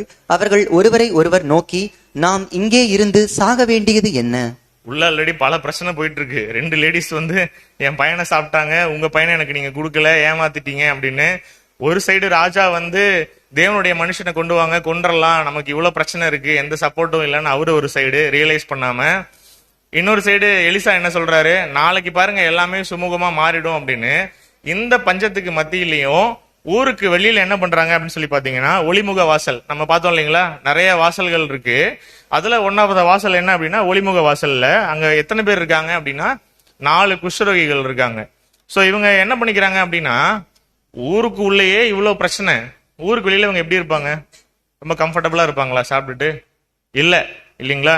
சோ இவங்க என்ன கேட்டுக்கிறாங்க இவங்களுக்குள்ள அப்படின்னா, நாம இந்த ஊருக்கு புறம்பா இருந்து இங்கே சாவுறதுக்கு நமக்கு என்ன ரீசன் இருக்கு, நம்ம ஏன் இங்கே இருந்து சாவணும் அப்படின்னு அவங்களுக்குள்ள பேசிக்கிறாங்க இல்லைங்களா. சிட்டி உள்ளேயே கொஞ்சம் கூட ஃபுட் இல்ல. சோ அப்படி இருக்கும் பொழுது நம்ம வெளியில ஊருக்கு வெளியே இருந்து நம்ம எப்படி நம்ம பொழைக்கிறது, நமக்கு கண்டிப்பா சாவுதான் அப்படிங்கிற மாதிரி பேசிக்கிறாங்க. எப்படி இருந்திருப்பாங்க அந்த காலத்துல குஷ்டரோகிகள் அப்படின்னா, ஊருக்குள்ள அவங்களுக்கு அலவுட் கிடையாது. ஒருவேளை ஒருத்தவங்களுக்கு குஷ்டரோகம் இருக்கு அப்படின்னா அவங்களை எங்க தான் வச்சிருப்பாங்க அப்படின்னா பாளையத்துக்கு புறம்பே தான் வச்சிருப்பாங்க, இந்த மாதிரி இடத்துல. இப்படி இருக்கும். இல்லைன்னா எப்படி இருக்கும் அப்படின்னா ஃபுல்லா ரவுண்டா க்ளோஸ்டா இருக்கும், மேல மட்டும் ஓபன் இருக்கும். எப்படி அவங்களுக்கு ஃபுட் எல்லாம் போகும் அப்படின்னா கயிறுல தான் இறக்குவாங்க. ஏன்னா அவங்கள தொட்டா அந்த குஷ்ட ரோகம் ஸ்ப்ரெட் ஆயிடும் அப்படிங்கறதுனால என்ன பண்ணுவாங்கன்னா அவங்களை யாரும் ஊருக்குள்ளே அலோவ் பண்ண மாட்டாங்க அப்படின்னு சொல்லி பார்ப்போம். ஒருவேளை அந்த குஷ்டரோகி உள்ளுக்குள்ளே இறந்துட்டாரு அப்படின்னா கயிறு கட்டி அவரை எடுத்துட்டு போயிட்டு என்ன பண்ணிடுவாங்க அப்படின்னு சொல்லி பாத்தீங்கன்னா எரிச்சிருவாங்க. ஒருவேளை அந்த குஷ்டரோகி ஹீல் ஆயிட்டாருன்னு வச்சுக்கோங்களேன், ஆசாரியன்ட்ட அவரை காட்டி எக்ஸாமின் பண்ணிட்டு அவர் என்ன பண்ணிடலாம், அதுக்கப்புறம் ஊருக்குள்ள போயிடலாம். இதுதான் லாஜிக்கு. அப்ப சிட்டிலேயே ஃபுட் இல்லைங்கும் போது அங்க கழுதையோட விலை என்ன ரேட்டுக்கு போயிட்டு இருக்கு, கழுதத்துல 80 வெள்ளிக்காசு. கார் பயிர் புறாவோட கார் பங்கு பயிர் என்ன ரேட்டுக்கு போகுது, 5 வெள்ளிக்காசு இல்லைங்களா. அப்படி இருக்கும் பொழுது இவங்களுடைய நிலைமை என்னவா இருக்கும்? நம்ம இவங்க பிளேஸ்ல இருந்தா என்ன பண்ணுவோம்? உள்ளேயே ஒன்றும் இல்லை, வெளியில இவங்களுக்கு ஏதாவது கிடைக்குமா? நிச்சயம் கிடைக்காது இல்லைங்களா. சோ இவங்க என்ன பேசிக்கிறாங்க, நம்ம எங்க செத்தா என்ன, எப்படி என்ன பண்ண போறோம், நம்ம சாவ போறோம், எங்க செத்தா என்ன. ஒரு பக்கம் தேசத்துக்குள்ளாக கொடிய பஞ்சம், இன்னொரு சைடு யார் இருக்கா, ஏன்னா இவங்க தேசத்துக்கு புறம்பே இருக்காங்க இல்லைங்களா. புறம்பேனா எப்படி, ஊருக்குள்ளேயானா ஊர்ல இருந்து ஒதுக்குப்புறமா வெளியில. இப்ப ஒரு சைடு அவங்களுடைய தேசம் இருக்கு, யாரு, இவங்களை உள்ள அலோவ் பண்ணாத ஜனங்கள் இருக்காங்க. எதுக்காக, குஷ்டரோகம் இருக்குன்றதுனால. அங்கேயும் ஃபுட் இல்ல. இன்னொரு சைடு, இந்த சைடு எட்டி பார்த்தா யார் இருக்கா அப்படின்னா சீரியர்கள் சுத்தி பாளையம் இறங்கி இருக்காங்க. அப்ப இவங்களுக்குள்ள பேசுற கான்வர்சேஷன் என்ன அப்படின்னா, எப்படியும் நம்மள என்னதான் பண்ண போறாங்க, நம்ம சாவதான் போறோம், இங்க இருந்தே நம்ம ஏன் சாகணும் அப்படிங்கிற ஒரு மைண்ட் அவங்களுக்குள்ள உருவாகுது. அப்போ யூஸ்வலா இப்ப இந்த அசிரியர்கள்ட்ட திரும்பி போனா அவங்க அடைக்கலம் கொடுப்பாங்களா அப்படின்னா, அவனுங்க ஆல்ரெடி எப்படி இருக்கானுங்க, ஏதாவது ஒரு நாட்டை தாண்டி வந்தாலே கண்ணில் படுற எல்லாரையுமே என்ன பண்ணுவாங்க, அடிச்சு கொண்டுருவாங்க இல்லைங்களா. நல்லா இருக்க மனுஷங்க போனாலே அடிப்பாங்க. குஷ்டரோகிகள் எந்திரிச்சு எனிமியோட கேம்புக்குள்ள போனா வெல்கம் பண்ணி கூப்பிட்டு வச்சுப்பாங்களா பக்கத்துல? வாய்ப்பே இல்லை இல்லைங்களா. சொந்த மக்களே இவங்களை அபேண்டன் பண்ணிட்டாங்க இல்லைங்களா. அப்ப இவங்க என்ன யோசிக்கிறாங்க அப்படின்னா, நம்ம இப்ப என்ன பண்ணலாம், நமக்கு ஃபுட் இல்லை, நம்ம எப்படியும் சாக போறோம் அப்படின்னு தெரிஞ்சிட்டு இருக்கும் போது நம்ம எங்க போலாம் அப்படின்னு சொல்லி டிசைட் பண்றாங்க அப்படின்னா, பட்டணத்துக்குள்ளேயும் சாப்பாடு இல்லை, கண்டிப்பா சாவுதான் நமக்கு, வெளியில என்ன பண்ணலாம் அப்படின்னா அந்த சீரியர்களை நோக்கி போலாம் அப்படின்னு சொல்லி ஒரு முடிவு எடுக்கிறாங்க. அன்புக்குரிய சகோதர சகோதரிகளே, அப்போ யூஸ்வலா இங்க என்ன நடக்கும் அப்படின்னா, ஒரு முற்றுகை போடுறாங்க, ஒரு ராஜாக்கள் ஒரு கண்ட்ரியை சுத்தி முற்றுகை போடுறாங்க அப்படின்னா எப்படி இருக்கும் அப்படின்னா, ஆரவாரத்தோட தீப்பந்தம்லாம் ஏத்தி லைட் வெளிச்சம்லாம் இருக்காது, அதெல்லாம் இல்யூஷன். நம்ம என்ன பண்றோம், அப்பப்ப சில கதைகள்லயும் புத்தகங்கள்லயும் உலக பிரகாரமான என்டர்டைன்மெண்ட்ஸ்லயும் பார்த்து என்ன பண்றோம் அப்படின்னா அப்படி பிலீவ் பண்ணிக்கிறோம். ஆனா ஆக்சுவல் வார் தியரியில எப்படிதான் இருக்கும் அப்படின்னா, ஒரு ராஜா இன்னொரு நாட்டை முற்றுகை போட போறாரு அப்படின்னா கன்னிங்கா இருக்கும். அதே நேரத்துல முற்றுகை போடப்பட்டதுக்கு அப்புறம் ரொம்ப காமா இருப்பாங்க. லைட்டு தீப்பந்தம் எல்லாம் கொளுத்தி ஆரவாரம் எல்லாம் பண்ணிட்டு இருக்க மாட்டாங்க. கண்ட்ரியை சுத்தி முற்றுகை போட்டிருப்பாங்க. நைட்டு நேரத்துல உள்ள இருக்கக்கூடிய மக்களுக்கு என்ன தெரியாது அப்படின்னா, பகல்ல முற்றுகை போட்ட எதிரி இப்போ எந்த இடத்துல இருக்கானே தெரியாது. ஏன்? லைட் எல்லாம் போட்டு தீப்பந்தம் எல்லாம் கொளுத்திட்டு இவங்க போனாங்கன்னா இவங்களால அட்டாக் பண்ண முடியாது. அவனுக்கு தெரியும் உள்ள இருந்து பார்க்கும் பொழுது எங்க வந்துட்டு இருக்காங்க எதிரி அப்படின்னு சொல்லிட்டு. ஸோ லைட்டே இல்லாம ரொம்ப அமைதியா சைலண்டா இருக்கும். அப்படி முற்றுகை போடப்பட்ட இடத்துல அவங்களுடைய கல்ச்சர் என்ன அப்படிங்கிறத பார்க்கணும் அப்படின்னா, ஒரு உதாரணத்துக்கு சொல்றேன். ஏன் லைட்டே யூஸ் பண்ண மாட்டாங்கன்றது ஒரு ரீசன் சொல்றேன். அதுக்கு நம்ம வேர்ல்ட்லயே நமக்கு நிறைய எக்ஸாம்பிள்ஸ் இருக்கு. நெப்போலியன் அப்படின்னு சொல்லிட்டு ஒரு மிகப்பெரிய ராஜா இருந்தார் இல்லைங்களா? அவருடைய வார் கேம்புமே அப்படிப்பட்டதுதான். ஒரு சண்டைக்கு போறாரு அப்படின்னா அவருடைய வார் கேம்ப்ல வந்து என்ன ரூல் அப்படின்னா, ஒரு கண்ட்ரியை சுத்தி கேம்ப் போட்டாங்க அப்படின்னா அந்த கேம்ப் வந்து ரொம்ப டிசிப்ளின்டா இருக்கும். ஏன் அப்படின்னா நம்ம வந்திருக்கிறது வாருக்காக. அவருடைய மைண்ட் செட் எப்படி இருக்கும் அப்படின்னா, எவ்ரி 3 hours ஒன்ஸ் அவருடைய ரெஜிமெண்ட்ல அவருடைய கேம்ப்ஸ்குள்ளரையே வந்து ஆளுங்க என்ன பண்ணுவாங்க அப்படின்னா ரோந்து போயிட்டே இருப்பாங்க, பட்ரோலிங் போயிட்டே இருப்பாங்க உள்ளுக்குள்ளரையே. எதுக்காக? எல்லாம் கரெக்டா இருக்கா அப்படின்னு செக் பண்றதுக்காக. அப்ப இந்த நெப்போலியனுடைய ஸ்டோரியில என்ன நம்ம முக்கியமா ஒரு விஷயம் பார்க்கலாம் அப்படின்னா, நெப்போலியன் அது மாதிரி ஒரு நாள் டைரக்டா பட்ரோலிங் வரும்போது என்ன நடக்குது அப்படின்னா, ஒரே ஒரு டென்ட்ல மட்டும் ஒரு சின்ன லைட் எரிஞ்சுட்டே இருக்கு. அப்ப நெப்போலியன் என்ன பண்றாரு, லைட் எரியறத பார்த்தோன்னே டக்குன்னு அந்த டென்ட்குள்ள உள்ள வந்துடுறாரு. உள்ள வந்தோடனே என்ன கேட்கிறாரு அப்படின்னு சொல்லி பாத்தீங்கன்னா, நீ என்ன பண்ணிட்டு இருக்க அப்படின்னு கேட்கிறாரு. உள்ள என்ன நடக்குது அப்படின்னா, ஒரே ஒரு சோல்ஜர், ஒரு வீரன் என்ன பண்ணிட்டு இருக்காரு அப்படின்னா தன்னுடைய தாய்க்கு வந்து கடிதம் எழுதி கொண்டு இருக்காங்க. அப்போ ராஜா நெப்போலியன் வந்து கேட்கிறாரு, நீ என்ன பண்ணிட்டு இருக்க அப்படின்னு கேட்கும் பொழுது அவர் என்ன சொல்றாரு அப்படின்னா, I am writing letter to my mother. என்ன பண்றாங்க அப்படின்னா தன்னுடைய தாயாருக்கு கடிதம் எழுதிட்டு இருக்காரு. கடிதத்துல என்ன எழுதுறாரு அப்படின்னா, இன்னொரு 2 நாள்ல போர் முடிஞ்சிடும், இந்த 2 நாள்ல போர் முடிஞ்சோடனே நான் வந்துடுறேன் அப்படிங்கிற ஒரு விஷயத்தை எழுதிட்டு இருப்பார். அந்த லெட்டரை பார்த்த உடனே நெப்போலியன் என்ன சொல்லுவார் அப்படின்னா, நான் சொல்றதையும் சேர்த்து எழுது, this will be my last letter அப்படின்னு சொல்லி எழுத சொல்லுவார். அவன் எழுதணும் என்ன பண்ணிடுவார் அப்படின்னா அவனை கொண்டு போட்டுருவார். எதனால அப்படின்னா, ஒட்டுமொத்த அந்த டென்ட்டுமே எப்படி இருக்கும் அப்படின்னா கும் இருட்டா இருக்கும். அந்த டென்ட்ல இவர் மட்டும் அந்த ஒரு வெளிச்சத்தை யூஸ் பண்ணி அந்த எழுதுறதுனால இது யாருக்கு ஒரு பாதகமா வரும்னா, அவங்களுடைய ஒட்டுமொத்த அந்த ஒரு ட்ரூப்ஸ்க்குமே இது ஒரு அகெயின்ஸ்டா வரக்கூடிய ஒரு டிசிஷனா இருக்கும். அப்படிங்கிறதுனால உலக பிரகாரமான ராஜாக்களை என்னதான் பண்ணுவாங்க அப்படின்னு சொல்லி பாத்தீங்கன்னா, அந்த முற்றுகை போட்டதுக்கு அப்புறம் வெளிச்சம் இல்லாம இருட்டுல இருப்பாங்க அப்படின்னு சொல்லி பாக்குறோம். அப்படி இருக்கும் பொழுது இந்த குஷ்ரோகிகள் எப்படி போயிருப்பாங்க? ஆல்ரெடி ஊருக்கு ஒதுக்குப்புறமா இருப்பாங்க. இவங்க கிட்ட என்ன இருந்திருக்காது, பெருசா எந்த ஃபெசிலிட்டிஸும் இருந்திருக்காது. எப்படி போயிருப்பாங்க? இவங்க பிளான் பண்ணிட்டாங்க, ஊருக்குள்ள போனாலும் நமக்கு சாவுதான், வெளியே இருந்தாலும் சாவுதான், அதுக்கு டிஃபரெண்டா என்ன ஒரு சாய்ஸ் எடுப்போம்னு சொல்லி பிஹேவ் பண்றாங்க அப்படிங்கிறத பார்க்கலாம். வாசிக்கலாம் 2 ராஜாக்கள் 7ஆம் அதிகாரம் 4 மற்றும் 5 வசனங்கள் 4 மற்றும் 5. பட்டணத்திற்குள் போவோம் என்றாலும் பட்டணத்தில் பஞ்சம் உண்டாயிருக்கிறதினால் அங்கே சாவோம், நாம் இங்கே இருந்தாலும் சாவோம். ஆகையால் இப்பொழுது சீரியருடைய இராணுவத்திற்கு போவோம் வாருங்கள், அவர்கள் நம்மை உயிரோடே வைத்தால் பிழைக்கிறோம், நம்மை கொன்றால் சாகிறோம் என்று சொல்லி சீரியருடைய இராணுவத்திற்கு போக இருட்டோடே எழுந்திருந்து சீரியருடைய பாளையத்தின் முன்னணியில் வந்தார்கள். அங்கே ஒருவரும் இல்லை. நம்ம எதிர்பார்த்த ட்விஸ்ட், திடீர் திருப்பம் இதுதான். என்ன பார்த்துட்டோம் இவ்வளவு நேரம்?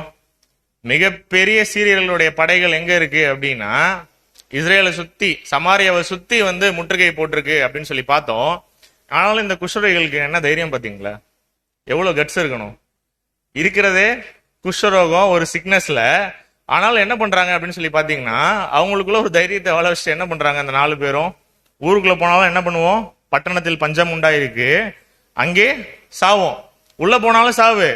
நம்ம அடிக்கடி சொல்லுவாங்க இல்லையா, 6 சாவு 100 சாவு இல்லைங்களா? உலக பிரகாரமா மக்களே இந்த மாதிரி தான் பேசுவாங்க. எதனாலனா ஒரு போல்டா ஒரு டிசிஷன் எடுக்கிறாங்கன்னா அப்ப அதெல்லாம் ரெஃபர் பண்ணுவாங்க, இந்த மாதிரி நான் தைரியமா இருக்கேன் அப்படின்னு காட்டிக்கிறதுக்கு. சீரியருடைய ராணுவத்திற்கு போவோம் வாருங்கள்னு சொல்லிட்டு என்ன பண்றாங்க, அவங்களுக்குள்ளே பேசிக்கிறாங்க. ஒருவேளை நம்மள உயிரோட விட்டுட்டாங்கன்னா என்ன பண்ணலாம், தப்பிச்சிடலாம். நம்ம கொன்றாங்க, நம்ம சாவடிக்கிறாங்க சீரியர்கள் அப்படின்னா சாகுறோம் அப்படின்னு சொல்லிட்டு என்ன பண்ணிடலாம், அங்கேயே செத்துடலாம் அப்படிங்கிற ஒரு விஷயத்தோட டிஸ்கஸ் பண்ணிட்டு ரொம்ப கட்ஸோட போறாங்க உள்ளர. அங்க போனா என்ன இல்ல, யாருமே இல்லை. என்ன நடந்திருக்கும், என்ன நடந்தது அப்படின்னா, அங்க நடந்தது ஒரு மிராக்கிள் ஆஃப் காட். தேவனுடைய மிகப்பெரிய ஒரு அதிசயம் அங்க நடந்தது அப்படின்னு சொல்லி பாக்குறோம். லைட் கூட இருக்காது ஒரு கேம்ப்ல நம்ம சொல்லி பார்த்தோம் இல்லைங்களா? ஒரு ஆர்மியோடைய கேம்ப்ல போறோம் முற்றுகை போட்டதுக்கு அப்புறம் அப்படின்னா லைட் கூட இல்ல. போற குஷ்ரோகிகளோட மைண்ட் செட் எப்படி இருக்கும்? பயத்துல தான் வந்திருப்பாங்க இல்லையா? செம கட்ஸ் வேணும். ஆனா கட்ஸ் இருக்கு, ஆனாலும் மனசுல என்ன இருக்கும்? ஒரு ஓரத்துல பயம் இருந்துட்டே இருக்கும். ஏன்னா போறது யாருக்கிட்ட? ரொம்ப கொடூரமா தாக்கக்கூடிய சீரியர்கள் கிட்ட போறோம் அப்படின்னு சொல்லி போகும்பொழுது குஷ்ரோகிகளுக்கு ஒண்ணுமே புரியல அப்படின்னு சொல்லி பாக்குறோம். வாசிக்கலாம் அங்க என்ன நடந்ததுன்னு சொல்லி வாசிக்கலாம். 2 ராஜாக்கள் 7ஆம் அதிகாரம் 6ஆம் வசனம். 6ஆம் வசனம். ஆண்டவர் சீரியரின் இராணுவத்திற்கு ரதங்களின் இரைச்சலையும் குதிரைகளின் இரைச்சலையும் மகா இராணுவத்தின் இரைச்சலையும் கேட்க பண்ணினதினால் அவர்கள் ஒருவரை ஒருவர் நோக்கி, இதோ நம்மிடத்தில் போருக்கு வர இஸ்ரேலின் ராஜா ஏத்தியரின் ராஜாக்களையும் எகிப்தியரின் ராஜாக்களையும் நமக்கு விரோதமாக கூலி பொருத்தினான் என்று சொல்லி. என்ன நினைச்சுக்கிறாங்க இந்த சீரியர்கள் அப்படின்னு சொல்லி பாத்தீங்கன்னா, தேவன் அப்ப இங்க என்ன பண்றாரு அப்படின்னா ஒரு மிகப்பெரிய இரைச்சலை உண்டாக்குறார், சத்தத்தை உண்டாக்குறார். ஆல்ரெடி இதே மாதிரி ஒரு வார் பார்த்துருக்கோமா?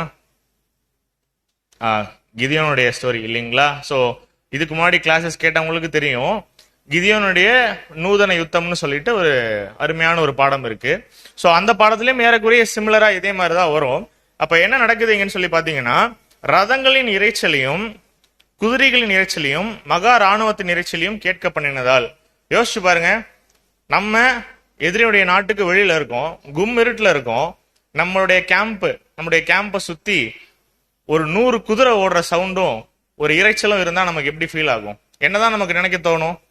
நம்மள யாரும் என்ன பண்ணிட்டாங்க, தாக்க வராங்க, சுத்திட்டாங்க. ஸோ இதுக்கு மேல நமக்கு என்ன இல்லை, சாய்ஸ் இல்லை அப்படின்னு சொல்லிட்டு அவங்க என்ன நினைச்சிடறாங்க அப்படின்னா, எப்படி திங்க் பண்றாங்க அப்படின்னா, நம்ம சீரியர்கள் இருக்காங்க இல்லையா, நமக்கு அகெயின்ஸ்டா சமாரியால உள்ள ராஜா என்ன பண்ணிருக்காரு அப்படின்னா, ஏத்தியரின் ராஜாக்களையும் எகிப்தியனுடைய ராஜாக்களையும் நமக்கு விரோதமாக கூலி பொருத்தினான் என்று சொல்லி. ஏன் இவங்க ஆக்சுவலி இவங்களோட டார்கெட், ஏன் இவங்க சமாரியாவை தாண்டி போகணும்னா, இவங்க அடுத்தவருடைய டார்கெட் இவங்களுக்கு என்ன, எகிப்து. அவங்க என்ன நினைச்சிடறாங்க, இவன் என்ன பண்ணிடுறான், அவனுக்கு பின்னாடி இருக்கக்கூடிய எகிப்தினுடைய ராஜாவையும் ஏத்தியருடைய ராஜாக்களையும் என்ன பண்றாங்க, கூட்டிட்டு ஒரு வேளை வந்துட்டாங்களோ அப்படிங்கிற ஒரு திங்கிங்ல என்ன பண்றாங்க அப்படின்னு சொல்லி அவங்க அங்கிருந்து கலைஞ்சு போயிடுறாங்க அப்படின்னு சொல்லி பாக்குறோம். அப்போ நம்ம முற்றுகை போட்டாச்சு, நம்மளை சுத்தி ராஜாக்கள் வந்துட்டாங்க அப்படின்னு நினைச்சிட்டு ஓடுறாங்க. சீரியர்கள் எப்படி ஓடி இருப்பாங்க? நம்ம வீடை சுத்தி நம்ம அமைதியா தூங்கும் பொழுது நம்ம வீட்டுக்கு வெளியில யாராவது ஹார்ன் அடிச்சாலும் நமக்கு எப்படி இருக்கும்? இல்ல ஒரு நாய் குலைச்சாலும் எப்படி இருக்கும்? நம்மளால அந்த பயத்துலதான் எந்திரிப்பாங்க சில பேர், விருக்குன்னு இல்லைங்களா? சுத்தி ஒரு 1000 குதிரைகள் ஓடுது, சோல்ஜர்ஸ் ஓடுற இரைச்சல் மட்டும் தேவன் உண்டு பண்றார் அப்படிங்கும் பொழுது அவங்க என்னதான் மைட்டியான ஒரு சீரியன்ஸா இருந்தாலும், என்னதான் அவங்களுக்கு வாரதான் அவங்களுடைய லைஃப் ஸ்டைலா இருந்தாலும் தலை திருக்கே ஓடுறாங்க அப்படின்னு சொல்லி பாக்குறோம். வாசிக்கலாம் 2 ராஜாக்கள் 7ஆம் அதிகாரம் 7ஆம் வசனம். 7ஆம் வசனம். இருட்டோடே எழுந்திருந்து ஓடிப்போய் தங்கள் கூடாரங்களையும் தங்கள் குதிரைகளையும் தங்கள் கழுதைகளையும் தங்கள் பாளையத்தையும் அவைகள் இருந்த பிரகாரமாக விட்டு தங்கள் பிராணன் மாத்திரம் தப்பும்படி ஓடி போனார்கள். சீரியர்கள் ஓடும் போது இது வரைக்கும் கொள்ளடிச்ச எல்லாத்தையும் எடுத்து பேக் பண்ணி பொறுமையா பாக்கெட்ல வச்சுட்டு குதிரையெல்லாம் கட்டிட்டு தண்ணி கிண்ணி புடிச்சிட்டு அப்படியே போவாங்க. கேட்கிற சத்தம் எப்படி இருக்கு அப்படின்னா, ரொம்ப க்ளோஸா கேட்கிற மாதிரி இருக்கு, இருட்டுல கேக்குது. அவங்களுடைய ஒரே திங்கிங் என்னவாதான் இருக்கும் அப்படின்னா, தப்பிச்சோன்னா இன்னைக்கு பொழைச்சிட்டோம், இங்க இருந்தோம்னா நம்ம காலி அப்படிங்கிற ஒரு மைண்ட்ல என்ன பண்றாங்க அப்படின்னா ரொம்ப வேகமா ஓடுறாங்க அப்படின்னு சொல்லி பாக்குறோம். சோ அப்படி ஓடுனாங்க. இப்ப இது யாருக்கு ரொம்ப அட்வான்டேஜா போச்சு அப்படின்னு சொல்லி பாத்தீங்கன்னா, குஷ்ரோகிகளுக்கு. ஆனா இவங்களும் சாதாரண ஆள்லாம் கிடையாது. அவர்லாம் ஓடி இருப்பாங்க அவங்க அப்படின்னு தெரியறதுக்கு முன்னாடி என்ன பண்ணிருக்காங்க, இவங்க டிசிஷன் எடுத்திருக்காங்க. என்ன டிசிஷனு? எப்படியும் சாவ போறோம், இங்கேயே பட்னி கிடந்து சாவறதுக்கு அங்க போயாவது பாத்துக்கலாம் அப்படின்னு சொல்லிட்டு வராங்க. உள்ள வந்தோடனே என்ன பண்றாங்க அப்படின்னு சொல்லி பாத்தீங்கன்னா, முதல் ஒரு கூடாரத்துக்குள்ள போறாங்க. போயிட்டு என்ன பண்றாங்க அப்படின்னா, நல்லா திருப்திகரமா சாப்பிடுறாங்க. ஏன்? அவங்க கொள்ளை அடிச்சுட்டு வந்திருப்பாங்க இல்லைங்களா மற்ற நாடுகள்ல இருந்து. அவங்க நம்ம வசனத்திலேயே படிச்சோம் 2 ராஜாக்கள்ல, அனிமல்ஸ், பொண்ணு, வெள்ளி, சொத்து எல்லா அசட்ஸையும் என்ன பண்ணிருக்காங்க, அங்கேயே பாளையரம் இறங்கின இடத்துலயே விட்டுட்டு என்ன பண்ணிருக்காங்கன்னா தலை திருக்கி ஓடி இருக்காங்க. இப்போ ஒரு டென்ட்டுக்குள்ள போறாங்க இந்த 4 குஷ்ரோகிகளும். உள்ள பாத்தீங்கன்னா சமத்தியான சாப்பாடு இருக்கு. நம்ம ஊருக்கு புறம்பா இருக்கோம், குஷ்ரோகியா இருக்கும், நமக்கு என்னைக்காவது சாப்பாடு கொடுக்குறவங்களுக்கே உள்ள அங்க பஞ்சம், அவங்களுக்கே சாப்பாடு இல்ல, செத்துட்டு இருக்கோம். இப்போ ஒரு டென்ட்டுக்குள்ள போனோடனே நமக்கு மட்டன் பிரியாணி இருந்தா எப்படி இருக்கும்? ஒரு எக்ஸாம்பிளுக்கு சொல்றேன். சோ அவங்களுடைய ஃபீலிங் எப்படி இருந்திருக்கும் அந்த 4 குஷ்ரோகிகளுக்கும்? அவ்வளவுதான், கண்டென்டட். அவங்க மைண்ட் வந்து எதையும் திங்க் பண்ணல, எதை பத்தியும் யோசிக்கல. அவங்களுக்கு ஏதாவது பெருசா தெரிஞ்சிருக்குமா அப்படின்னா ஒண்ணுமே இல்லை. என்ன பண்றாங்க அப்படின்னா திருப்தியா சாப்பிட்றாங்க. அந்த 4 குஷ்டரோகிகளுமே சாப்பிட்டதுக்கு அப்புறம் என்ன பண்றாங்க அப்படின்னு சொல்லி பாத்தீங்கன்னா, பொண்ணு வெள்ளி வஸ்திரங்கள் இருக்கு, இதை என்ன பண்றாங்க அப்படின்னு சொல்லி பாத்தீங்கன்னா எடுக்கிறாங்க. எப்பனா ஒரு டென்ட்டுக்குள்ள போறாங்க, சாப்பிடுறாங்க, பொண்ணு வெள்ளி வஸ்திரம் இருக்கு, வந்துடுறாங்க. வந்து என்ன பண்றாங்கன்னா ஒளிச்சு வச்சிடறாங்க எடுத்தது எல்லாத்தையுமே. அகைன் என்ன பண்றாங்க அப்படின்னா ரெண்டாவது இன்னொரு டென்ட் இருக்கு, அந்த இன்னொரு டென்ட்டுக்குள்ளேயும் போறாங்க, எடுக்கிறாங்க, சாப்பிடுறாங்க. என்ன பண்றாங்க பொண்ணு வெள்ளி எல்லாத்தையும் எடுத்து ஒளிச்சு வச்சிடறாங்க போட்டுட்டு. ஏன் இவங்களுக்கு என்ன மைண்டு? இவ்வளோ பொண்ணு இருக்கு, இவ்வளோ வெள்ளி இருக்கு, இவ்வளோ ட்ரெஸ் இருக்கு, சாப்பிட்டுட்டோம், வயிறு நிறைய சாப்பிட்டுட்டோம் நம்ம. இப்போ நமக்கு என்ன தேவை? அதெல்லாம் எடுத்துக்கிறாங்க. ஏன் இதெல்லாம் பண்ணணும்? அவங்களுக்கு பாளையத்துக்கு புறம்பே இருக்கும் பொழுது ராஜா போடுற மாதிரி ரொம்ப கம்ஃபர்டபுளான ட்ரெஸ் இருக்குமா? ராஜா போடுற மாதிரி பகுமானமான ட்ரெஸ் இருக்குமா? தங்கவள்ளிலாம் இருக்குமா? குஷ்டரோகிகள் ஊருக்கு புறம்பா இருக்கும் பொழுது நீங்க ஊருக்கு வெளியில போறீங்க, கொஞ்சம் கோல்டு வச்சுக்கோங்கன்னு சொல்லியா ஊரை விட்டு ஒதுக்குவாங்க? ஒண்ணுமே இல்லை. குஷ்டம் உனக்கு என்ன பண்ணுவாங்க? அடிச்சு துரத்திருப்பாங்க வெளியில ஆக்சுவலி. அப்ப இவங்க என்ன பண்றாங்க அப்படின்னா ரெண்டாவது டென்ட்டுக்குள்ளேயும் போயிட்டு என்ன பண்றாங்க, இருக்கிற எல்லாத்தையும் எடுத்துட்டு வந்து என்ன பண்ணிடுறாங்கன்னா ஒளிச்சு வச்சிடறாங்க. ரொம்ப நல்ல குஷ்டரோகிகள் நினைக்கிறேன் ஆக்சுவலி. அதுக்கப்புறம் நடக்கிறத வாசிக்கலாம். 2 ராஜாக்கள் 7ஆம் அதிகாரம் 9ஆம் வசனம். 9ஆம் வசனம். பின்பு அவர்கள் ஒருவரை ஒருவர் நோக்கி, நாம் செய்கிறது நியாயம் அல்ல, இந்நாள் நற்செய்தி அறிவிக்கும் நாள், நாம் மௌனமாயிருந்து பொழுது விடியுமட்டும் காத்திருந்தால் குற்றம் நம்மேல் சுமரும். என்ன பேசிக்கிறாங்க உங்களுக்குள்ளார? ஒருவர் அந்த 4 பேர் தான் அகைன் டிஸ்கஸ் பண்ணிக்கிறாங்க. நம்ம என்ன பண்றோம்? சாப்பிட்டுட்டோம், பொண்ணு வெள்ளி உடைமைகள்லாம் எடுத்துட்டோம், போய் என்ன பண்ணிட்டோம், நம்ம ஒளிச்சு வச்சிட்டோம். இப்ப இவங்க நினைச்சிருந்தா என்ன பண்ணிருந்திருக்கலாம்? ஒருவேளை நம்ம அந்த குஷ்டரோகி இருந்தா என்ன பண்ணுவோம்? எத்தனை நாள் என்ன ஊரை விட்டு வெளியே துரத்தி விட்டீங்க, உள்ள பஞ்சம் தானே, என்ன பண்ணுவாங்க? ஒருவேளை நம்ம குஷ்டரோகி இருந்தா என்ன பண்ணுவோம்? பிராக்டிக்கலா சொல்லுங்க, நான் ஒன்றும் தப்பா கேட்கலையே.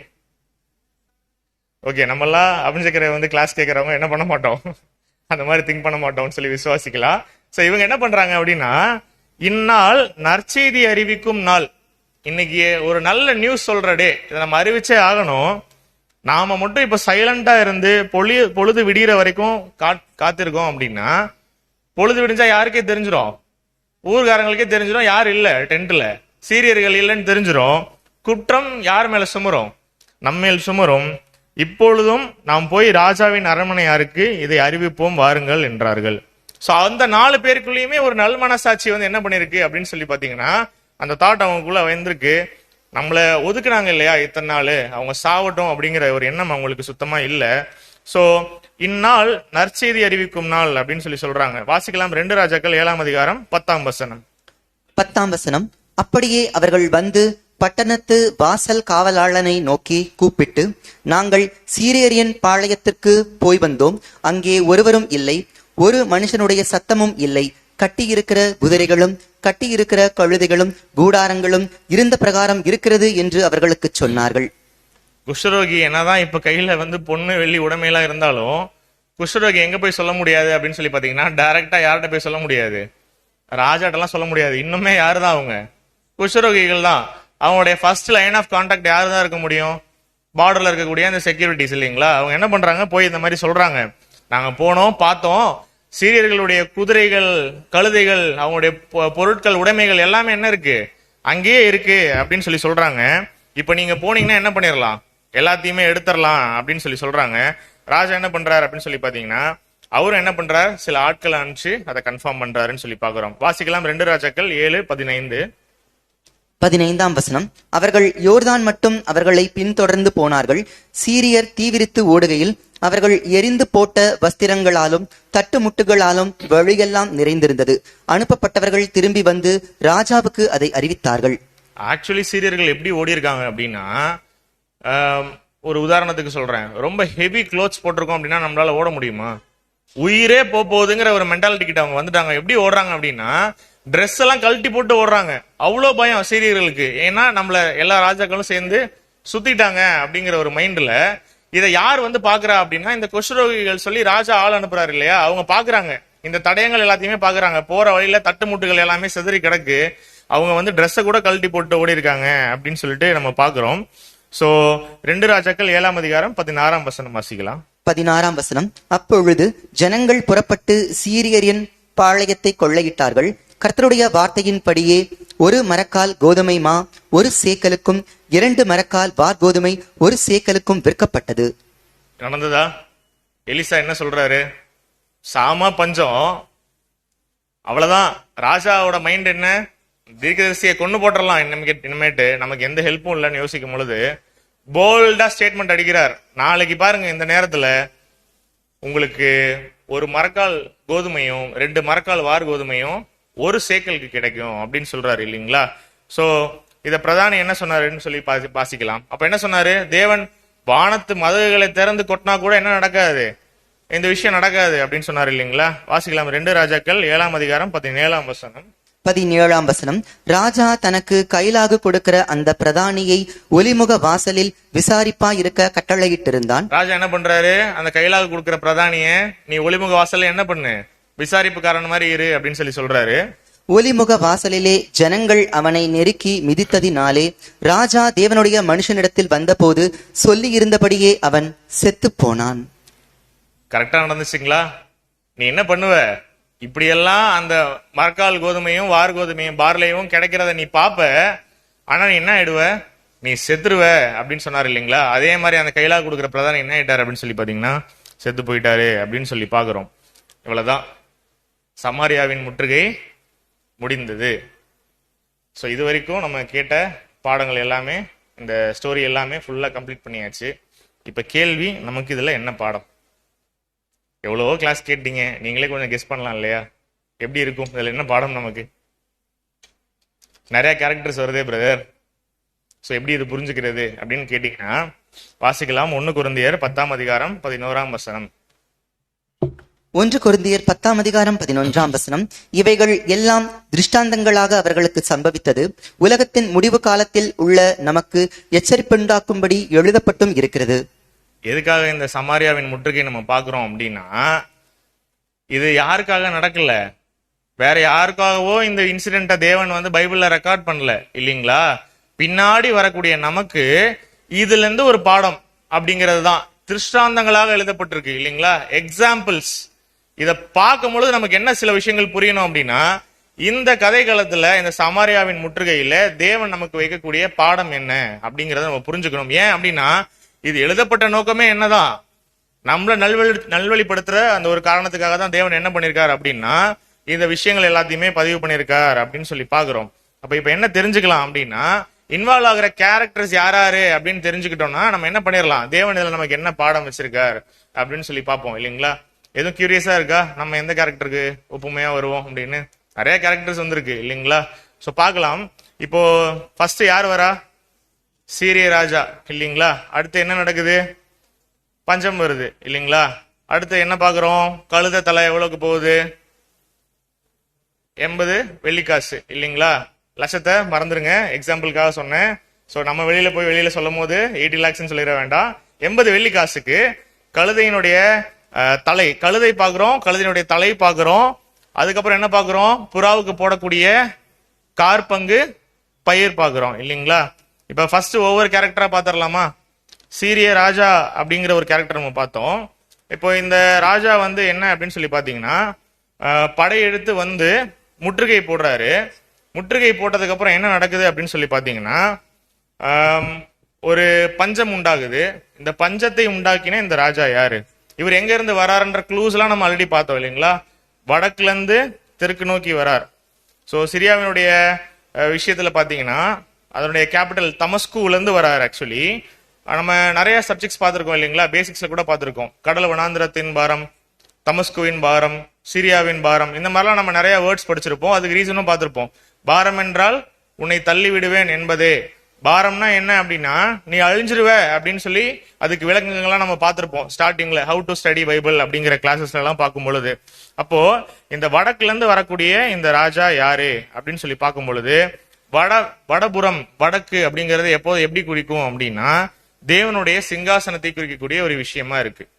அப்ப தெற்கு அப்படிங்கறத எதுக்கு நம்ம வந்து அர்த்தமுள்ளதா பார்க்கலாம் ஆவிக்குரிய அர்த்தத்துல அப்படின்னா, அவருடைய பாதப்படி இந்த பூமி இல்லைங்களா?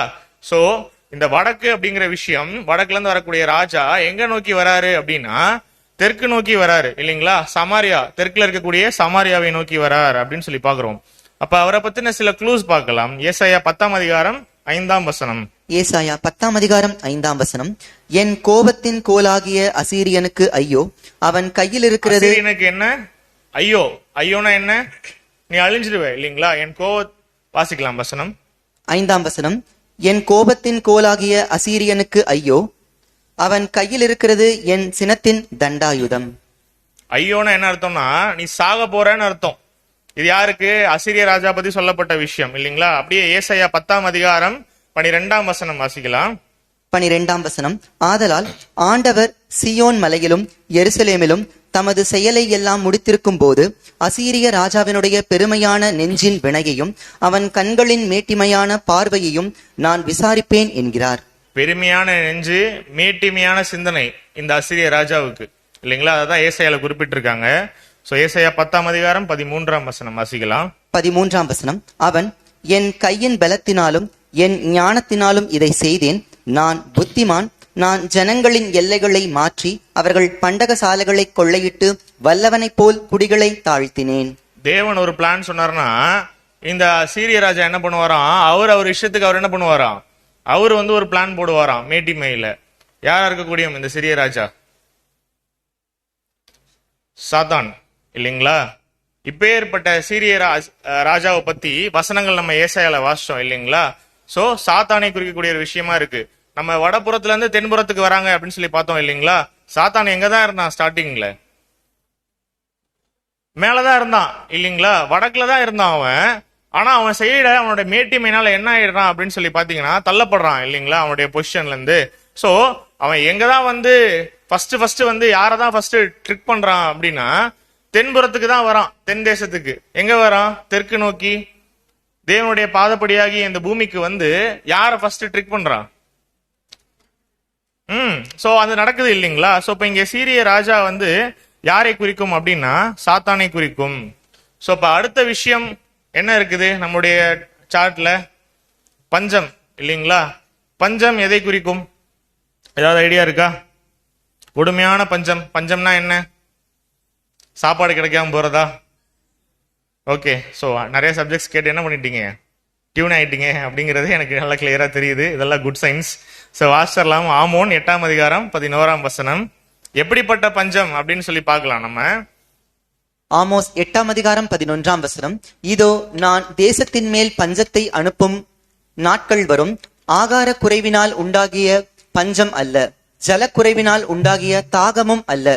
கர்த்தருடைய வசனம் கேட்டு கிடையாத பஞ்சத்தை அனுப்புவேன் என்று கர்த்தராகிய ஆண்டவர் சொல்லுகிறார். வசனம் ரொம்ப கிறிஸ்டல் கிளியரா இருக்கு. கடைசி காலத்துல நான் என்ன பண்ணுவேன்? ஒரு மிகப்பெரிய ஒரு பஞ்சத்தை உண்டாக்குவேன். அந்த பஞ்சம் எதை பத்தின விஷயம் கிடையாது. ஆகார குறைவினால் உண்டாகிய பஞ்சம் அல்ல, ஜலக்குறைவினால் உண்டாகிய தாகமும் அல்ல. சாப்பிடுற சாப்பாடையோ குடிக்கிற தண்ணியோ பத்தியோ சொல்லல. ஆமோஸ் ரொம்ப கிறிஸ்டல் கிளியரா சொல்லியிருக்காரு. கர்த்தருடைய வசனம் கேட்க கிடையாத பஞ்சத்தை அனுப்புவேன். இதெல்லாம் நம்ம லிட்டரலா பார்த்துட்டு இருக்கோம் இல்லைங்களா. இன்னைக்கு அநேக பேர் சபைகள் இருக்கு. அநேக பேர் சபைகள் இருந்தாலும் எத்தனை இடத்துல சத்தியம் இருக்கு? நல்லா யோசிச்சு பார்க்கணும். கிடைக்குதா ஒரு நல்ல சத்தியம், ஒரு உண்மையான சத்தியம் கிடைக்குதா அப்படின்னா இன்னும் கொடூரமா இருக்கும் போகக்கூடிய நாட்கள் எல்லாமே இல்லைங்களா. தேவன் அநேக விஷயங்கள் நமக்கு தீர்க்கதரிசனங்கள் மூலமா எச்சரிப்பு உண்டாகும்படி நமக்கு உரைச்சிருக்காரு. சோ அவர் சொல்லிட்டாரு கிளியரா, வசனம் கேட்க கிடையாத பஞ்சத்தை அனுப்புவேன் என்று கர்த்தராகி ஆண்டவர் சொல்லுகிறார் அப்படின்னு. அவர் சொன்னா நடக்குமா நடக்காதா? கண்டிப்பா நடக்கும். அப்ப பஞ்சம் எதை குறிக்குது அப்படின்னா சாதாரண பஞ்சம் இல்ல, சத்தியம் கிடைக்காத பஞ்சம் அப்படின்னு சொல்லி பாக்குறோம். அப்ப இந்த அடுத்து நம்முடைய சார்ட்ல நம்ம எந்த கேரக்டர் பார்க்கணும் அப்படின்னா கழுதை அப்படிங்கிற விஷயம் யாரை குறிக்குது அப்படின்னு சொல்லி பார்க்கணும். அப்புறம் கழுதையினுடைய தலை அப்படின்னு சொல்லி பார்க்கும் பொழுது யாரு அப்படின்னு சொல்லி பார்க்கணும்.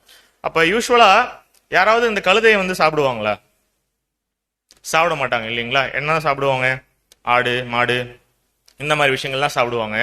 அப்ப எந்த அளவுக்கு ஒரு எக்ஸ்ட்ரீம் பஞ்சம் இருக்கு அப்படின்னா அந்த கழுதையினுடைய தலைக்காக யோசிச்சிருப்பாங்க அப்படின்னு சொல்லி நம்ம பாக்குறோம். யூஸ்வலா அந்த அளவுக்கு ஒரு கொடிய பஞ்சம் இருக்கு அப்படின்னு சொல்லி பாக்குறோம் நம்ம. இப்போ வாசிக்கலாம். சகரியா 9ஆம் அதிகாரம் 9ஆம் வசனம். சகரியா 9ஆம் அதிகாரம் 9ஆம் வசனம்.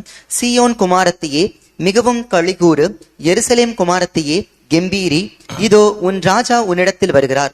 அவர் நீதி உள்ளவரும் ரட்சிக்கிறவரும் தாழ்மை உள்ளவரும் கழுதையின் மேலும் கழுதை குட்டியாகிய மரியின் மேலும் ஏறி வருகிறவருமாயிருக்கிறார். அப்போ அந்த நம்முடைய இயேசு கிறிஸ்துவ ஏத்திட்டு வர கழுதை குட்டிக்கு என்ன பண்றாங்க அப்படின்னா, அந்த தோல் எல்லாம் விரிச்சு ரொம்ப கிராண்டா வெல்கம் பண்றாங்க. எதனால அந்த ஒரு ஒரு வெல்கமிங் கிடைக்குது அப்படின்னா, மேல உட்கார்ந்துருக்கவர் யாரு? ராஜா இல்லீங்களா? அவருக்கு அந்த ஒரு ஹானர் கிடைக்கும் பொழுது அந்த ஹானர் யாருக்கும் கிடைக்குது அப்படின்னா அந்த கழுதைக்கும் கிடைக்குது. ஏன்? அவங்க ஓசனா பாடி ரொம்ப வெல்கம் பண்ணும் பொழுது அந்த மொத்த ஒரு கணமும் யாருக்கு கிடைக்குதுன்னா கழுதைக்கும் கிடைக்குது, மேல இருக்க ராஜாவுக்கும் கிடைக்குது. இப்ப யூஸ்வலாவே கழுதைனா என்ன அப்படின்னு சொல்லி பார்க்கும் பொழுது ரீசன் வந்து இருக்கு. இப்ப ஒருவேளை அந்த இயேசு கிறிஸ்து அந்த கழுதையில இருந்து கீழே இறங்கிட்டாருன்னா அதுக்கப்புறம் அந்த கழுதைக்கு ஏதாவது மரியாதை இருக்குமா அப்படின்னா யோசிச்சு பாருங்க. ஓசனா பாடி வெல்கம் பண்ணிருப்பாங்க, அவர் இறங்கி அப்படியே போயிருப்பாரு, எல்லாரும் எங்க போயிருப்பாங்க? அவர் பின்னாடியே போயிருப்பாங்க இல்லீங்களா? அந்த கழுதைக்கு ஏதாவது அதுக்கப்புறம் வேல்யூ இருக்கா அப்படின்னா சுத்தமா கிடையாது. நம்ம பாட்டுலாம் கூட பாடியிருக்கோம் இல்லைங்களா? நிறைய பேர் சண்டே கிளாஸ் எல்லாம் பாடுவோம். குட்டி நாணயா கழுதை, குட்டி நாணயா ஏசுராஜன் ஏறி செல்லும் குட்டி நாணயான்னு பாட்டுலாம் பாடுவோம். மீனிங்கே தெரியாம பாடுவோம். ஆக்சுவலி என்ன ரீசன் இதெல்லாம் அப்படின்னா, கழுதைக்கு என்ன அர்த்தம் அப்படின்னு சொல்லி பார்க்கணும் அப்படின்னா ஜெனி அப்படின்னுவாங்க.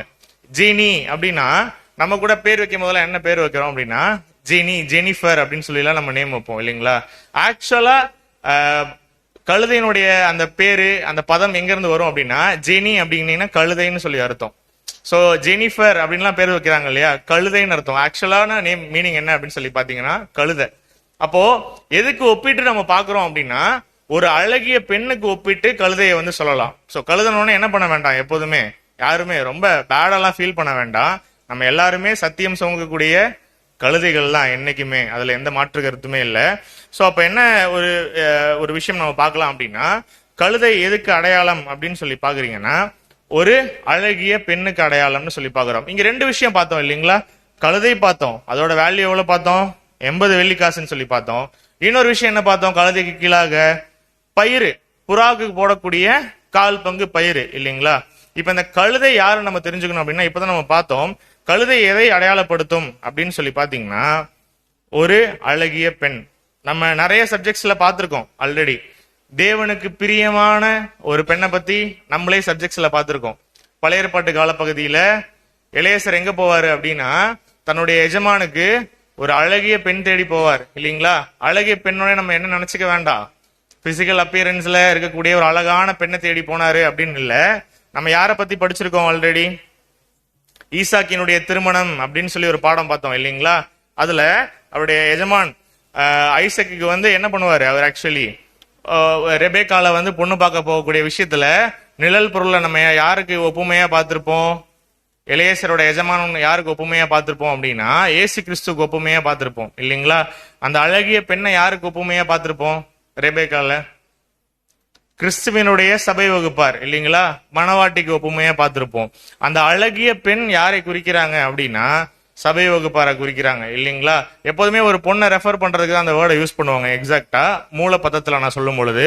அப்ப அந்த மணவாட்டி வகுப்பார், அந்த சபை வகுப்பாரை குறிக்குது அப்படின்னா நல்ல ஒரு விஷயம் புரிஞ்சுக்கணும். எத்தனை பேர் நமக்கெல்லாம் இப்ப வந்து கழுதையை வந்து பாக்குறதுக்கூடிய ஒரு சான்சஸ் கிடைக்குது அப்படின்னு தெரியல. முன்னெல்லாம் என்ன அப்படின்னா இந்த வண்ணான் வந்து என்ன பண்ணுவாங்க அப்படின்னா ட்ரெஸ் எல்லாம் வந்து வாஷ் பண்றதுக்காக என்ன பண்ணுவாங்க அப்படின்னா கழுதை மேல ஏத்திட்டு என்ன பண்ணுவாங்க, கொண்டு போய் வாஷ் பண்ணிட்டு எடுத்துட்டு வந்து கொடுப்பாங்க இல்லைங்களா? அப்போ கழுதையை நல்லா க்ளோஸா இருந்து அப்சர்வ் பண்ணா தெரியும், கழுதை என்னைக்குமே என்ன பண்ணாது அப்படின்னா கலங்கிருக்க தண்ணியை வந்து குடிக்கவே குடிக்காது. கழுதையுடைய ஹேபிட் என்ன அப்படின்னா அந்த வாட்டர் கிளீன் ஆச்சு அப்படின்னா தான் அப்பதான் அந்த தண்ணியவே குடிக்கும். ஸோ நமக்கெல்லாம் இப்போ என்ன சாய்ஸ் இல்லை இல்லைங்களா? வாஷிங் மிஷின் வந்ததுக்கு அப்புறம் நம்மளால என்ன பார்க்க முடியல அப்படின்னா அந்த கழுதை இந்த மாதிரி விஷயங்கள்லாம் க்ளோஸா மானிட்டர் பண்றதுக்கு நமக்கு சூழ்நிலை இல்லை. ஒருவேளை ஒரு 2 ஜென்ரேஷன் முன்னாடி பாத்தீங்கன்னா ஒவ்வொரு அனிமலோடைய ஹேபிட்ஸையுமே க்ளோஸா அப்சர்வ் பண்ணியிருந்திருப்பாங்க நம்முடைய முன்னோர்கள் எல்லாமே.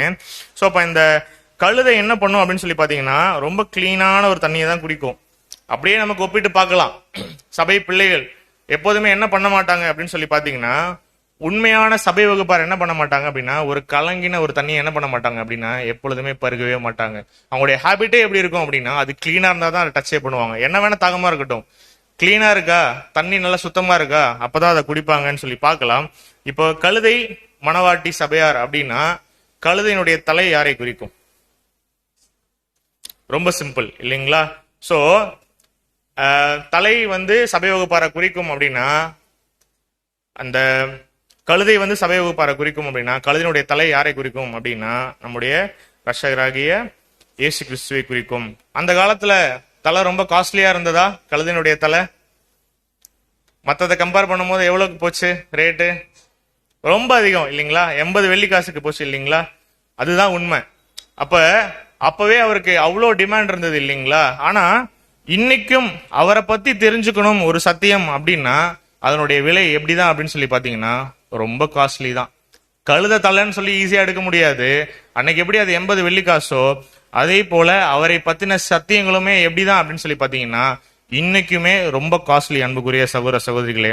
சோ பேர் கிறிஸ்தவர்களா இருப்பாங்க, அதான் பேர் கிறிஸ்தவர்கள். ஏன்னா பேருக்கு கிறிஸ்டியன்ஸா இருப்பாங்க. ஏன்னா என்ன சொல்லுவாங்க அப்படின்னா மூச்சுக்கு 300 தடவை ஏசு கிறிஸ்துவ பத்தி பேசுவாங்க, ஏசு ஏசு ஏசுன்னு பேசுவாங்க. ஆனா அவரை பத்தின விஷயங்கள் என்ன அவங்களுக்கு புரியாது அப்படின்னா ஒரு தெளிவான கிளாரிட்டி இருக்காது. அதுக்கு காரணம் என்னன்னு சொல்லி நம்ம பார்க்கலாம். 2 கொரிந்தியர் 4ஆம் அதிகாரம் 4ஆம் வசனம். 2 கொரிந்தியர் 4ஆம் அதிகாரம் 4ஆம் வசனம். தேவனுடைய சாயலாய் இருக்கிற கிறிஸ்துவின் மகிமையான சுவிசேஷத்தின் ஒளி அவிசுவாசிகளாகிய அவர்களுக்கு பிரகாசமாய் இராதபடிக்கு இப்பிரபஞ்சத்தின் தேவனானவன் அவர்களுடைய மனதை குருடாக்கினான். உண்மைதான் அன்புக்குரிய சகோதர சகோதரிகளே. சாத்தான் வந்து என்ன பண்ணியிருக்கான் அப்படின்னா எல்லாருடைய மனதையுமே வந்து குருடாக்கி இருக்கான் இல்லைங்களா? கிறிஸ்துவை பற்றின அந்த ஒரு விஷயமே என்ன பண்ணல, தேவனுடைய சாயலா இருக்கிற கிறிஸ்துவின் மகிமையான சுவிசேஷத்தின் ஒளி என்ன பண்ணக்கூடாது அப்படின்னா அவிசுவாசிகளாகிய அவர்களுக்கு பிரகாசமா இருக்கவே கூடாது அப்படின்றதுனால அவனுடைய கண்களை வந்து மனதையும் குருடாக்கிட்டான் அப்படின்னு சொல்லி நம்ம பாக்குறோம். அப்போ இவ்வளவு விஷயங்கள் நடக்கும் பொழுது இன்னைக்கு இருக்கக்கூடிய அநேக கிறிஸ்தவர்களுக்கு என்ன ஒரு விஷயமே புரியாது அப்படின்னா அவருடைய ஈடுபலினா என்னன்னே புரியாது. நீங்க யாரை விசுவாசிக்கிறீங்க அப்படின்னு கேட்டா நான் என்னுடைய ரட்சகரை விசுவாசிக்கிறேன் அப்படின்னுவாங்க. ரட்சகர் அவங்களுக்காக என்ன பண்ணாரு அப்படின்னு கேட்டா புரியாது. அவரு தான் மேல இருந்தாரு, அவரு தான் வந்து மரிச்சாரு அப்படின்னுவாங்க. இயேசு கிறிஸ்துவனுடைய ஈடுபலி கூட தெரியாத அளவுக்கு இன்னைக்கு என்ன இருக்கு அப்படின்னு சொல்லி பாத்தீங்கன்னா அநேக ஒரு தப்பறையான போதனைகள் இருக்கு. காரணம் என்ன? சாத்தான் அவர்களுடைய மனதை குருடாக்கினான். அவன் கரெக்டா பிளைண்ட் பண்ணிடுறான் ஹார்ட்டை. ரொம்ப சிம்பிள். அதுக்கப்புறம் என்ன பண்ண முடியாது அவங்களாலனா அவரை பத்தி தெரிஞ்சுக்க முடியாது. சோ அப்ப அப்பா யாரு பையன் யாரு அப்படிங்கிற ஒரு விஷயமே தெரியாத ஒரு சூழ்நிலையில இன்னைக்கு ஒட்டுமொத்த கிறிஸ்தவ மண்டலமே போயிட்டு இருக்கு அப்படின்னு சொல்லி பாக்குறோம். அப்ப இந்த தலை யாரை குறிக்குது அப்படின்னா கிறிஸ்துவை குறிக்குது அப்படின்னு சொல்லி பார்த்தோம். தலை எப்படி கிறிஸ்துவ குறிக்கும் அப்படிங்கிறது சபை பாகம் 1, 2 இந்த சப்ஜெக்ட்ஸ் எல்லாம் கேட்டிருந்தோம் இல்லைங்களா? கிறிஸ்துவின் சபை பார்ட் 1, பார்ட் 2. ஸோ அந்த கிளாஸஸ் எல்லாம் வந்திருந்தீங்க அப்படின்னா எதனால நம்ம தலை வந்து கிறிஸ்துக்கு ஒப்பிட்டு பாக்குறோம் அப்படிங்கறத ரொம்ப கிளியரா புரிஞ்சிருக்கும் அன்புக்குரிய சகோதர சகோதரிகளே. So back to our chart.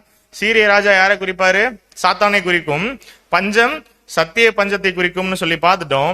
இந்த கழுதை வந்து யாரை குறிக்கும் அப்படின்னா ஒட்டுமொத்த சபை வகுப்பாரை குறிக்கும்னு சொல்லி பார்த்தோம். கழுதையினுடைய தலை கிறிஸ்துவை குறிக்கும் அப்படின்னு சொல்லி பார்த்தோம். அப்ப இந்த பயிறு அப்படிங்கிற விஷயம் எதை குறிக்கும் அப்படின்னு சொல்லி நம்ம பார்க்கும் பொழுது ஃபுட்டு யூஸ்வலாவே எதை தான் குறிக்கும் அப்படின்னா உண்மையான சத்தியங்களை குறிக்கும்.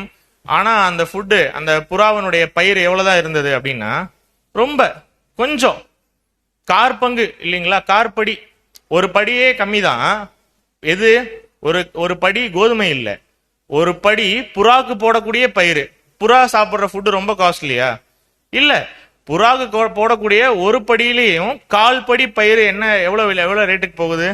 5 வெள்ளிக்காசுக்கு போகுது இல்லைங்களா? அப்ப இது எதை குறிக்கும் அப்படின்னு சொல்லி பாத்தீங்கன்னா கொஞ்சம் சில உண்மைகள் கூட இன்னைக்கு தேவனுடைய சத்தியங்கள் வந்து என்ன கிடைக்கிறது இல்லை அப்படின்னு சொல்லி பாத்தீங்கன்னா வெளியில கிடைக்கிறது இல்லை.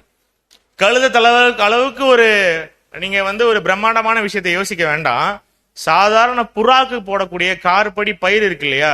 அப்பேற்பட்ட கொஞ்சமான ஒரு மதிப்புள்ள சத்தியங்கள் கூட என்ன கிடைக்கிறது இல்லை அப்படின்னா இன்னைக்கு உலகத்துல கிடைக்கிறது இல்லைன்னு சொல்லி பாக்குறோம். அன்புக்குரிய சகோதர சகோதரிகளே, இயேசு கிறிஸ்து அநேக உண்மைகளை சொல்லியிருக்கார் அவருடைய முதலாம் வருகையில் இல்லைங்களா? எந்த அளவுக்கு சத்திய பஞ்சம், இந்த பயிறு கூட கிடைக்க மாட்டேங்குது அப்படின்னு சொல்லி பாக்குறோம் இல்லைங்களா? அநேக உண்மைகள் பேசியிருக்கோம். நம்ம கருப்பொருள் அருந்து படிக்கிறது உண்மைகளை அப்படின்னு சொல்லிட்டு நம்ம ஆராய்ச்சி பண்ணி பாக்குறோம் அப்படின்னா இன்னைக்கு வெளியே இருக்கக்கூடிய பேர் கிறிஸ்தவர்கள் எத்தனை பேர் அந்த கருப்பொருள் அறிந்து அந்த ஊமைக்கு விளக்கம் சொல்லக்கூடியவர்களா இருக்காங்கன்னு யோசிச்சு பாருங்க அன்புக்குரிய சகோதர சகோதரிகளே. ஒன்றும் இல்லை, ஒரு சின்ன எக்ஸாம்பிளுக்கு என்ன சொல்லியிருப்பார் அப்படின்னா உன்னுடைய வலது கண்ணத்தை யாராவது ஒருத்தவங்க அரைஞ்சிட்டாங்கன்னா நீ என்ன பண்ணு, இடது கண்ணத்தையும் காட்டு அப்படின்னுவாங்க. சின்ன சின்ன விஷயங்கள் கூட என்ன சொல்றது இல்லை அப்படின்னா ஒரு ப்ராப்பரான மீனிங் சொல்றது இல்லை. உதாரணத்துக்கு நான் கேட்கிறேன், இப்ப வலது கண்ணத்துல அரைஞ்சா இடது கண்ணத்தை காட்டு அப்படின்னா உங்க ஃபேஸுக்கு நேரா நின்று நான் ஒரு வேலை அரைகிறேன் அப்படின்னா என்னால 2 சைடும் அரைய முடியுமானா நிச்சயமா முடியாது. வலது சைடு தான் அடிக்க முடியும், இடது சைடு அடிக்க முடியாது, அரைய முடியாது இல்லைங்களா?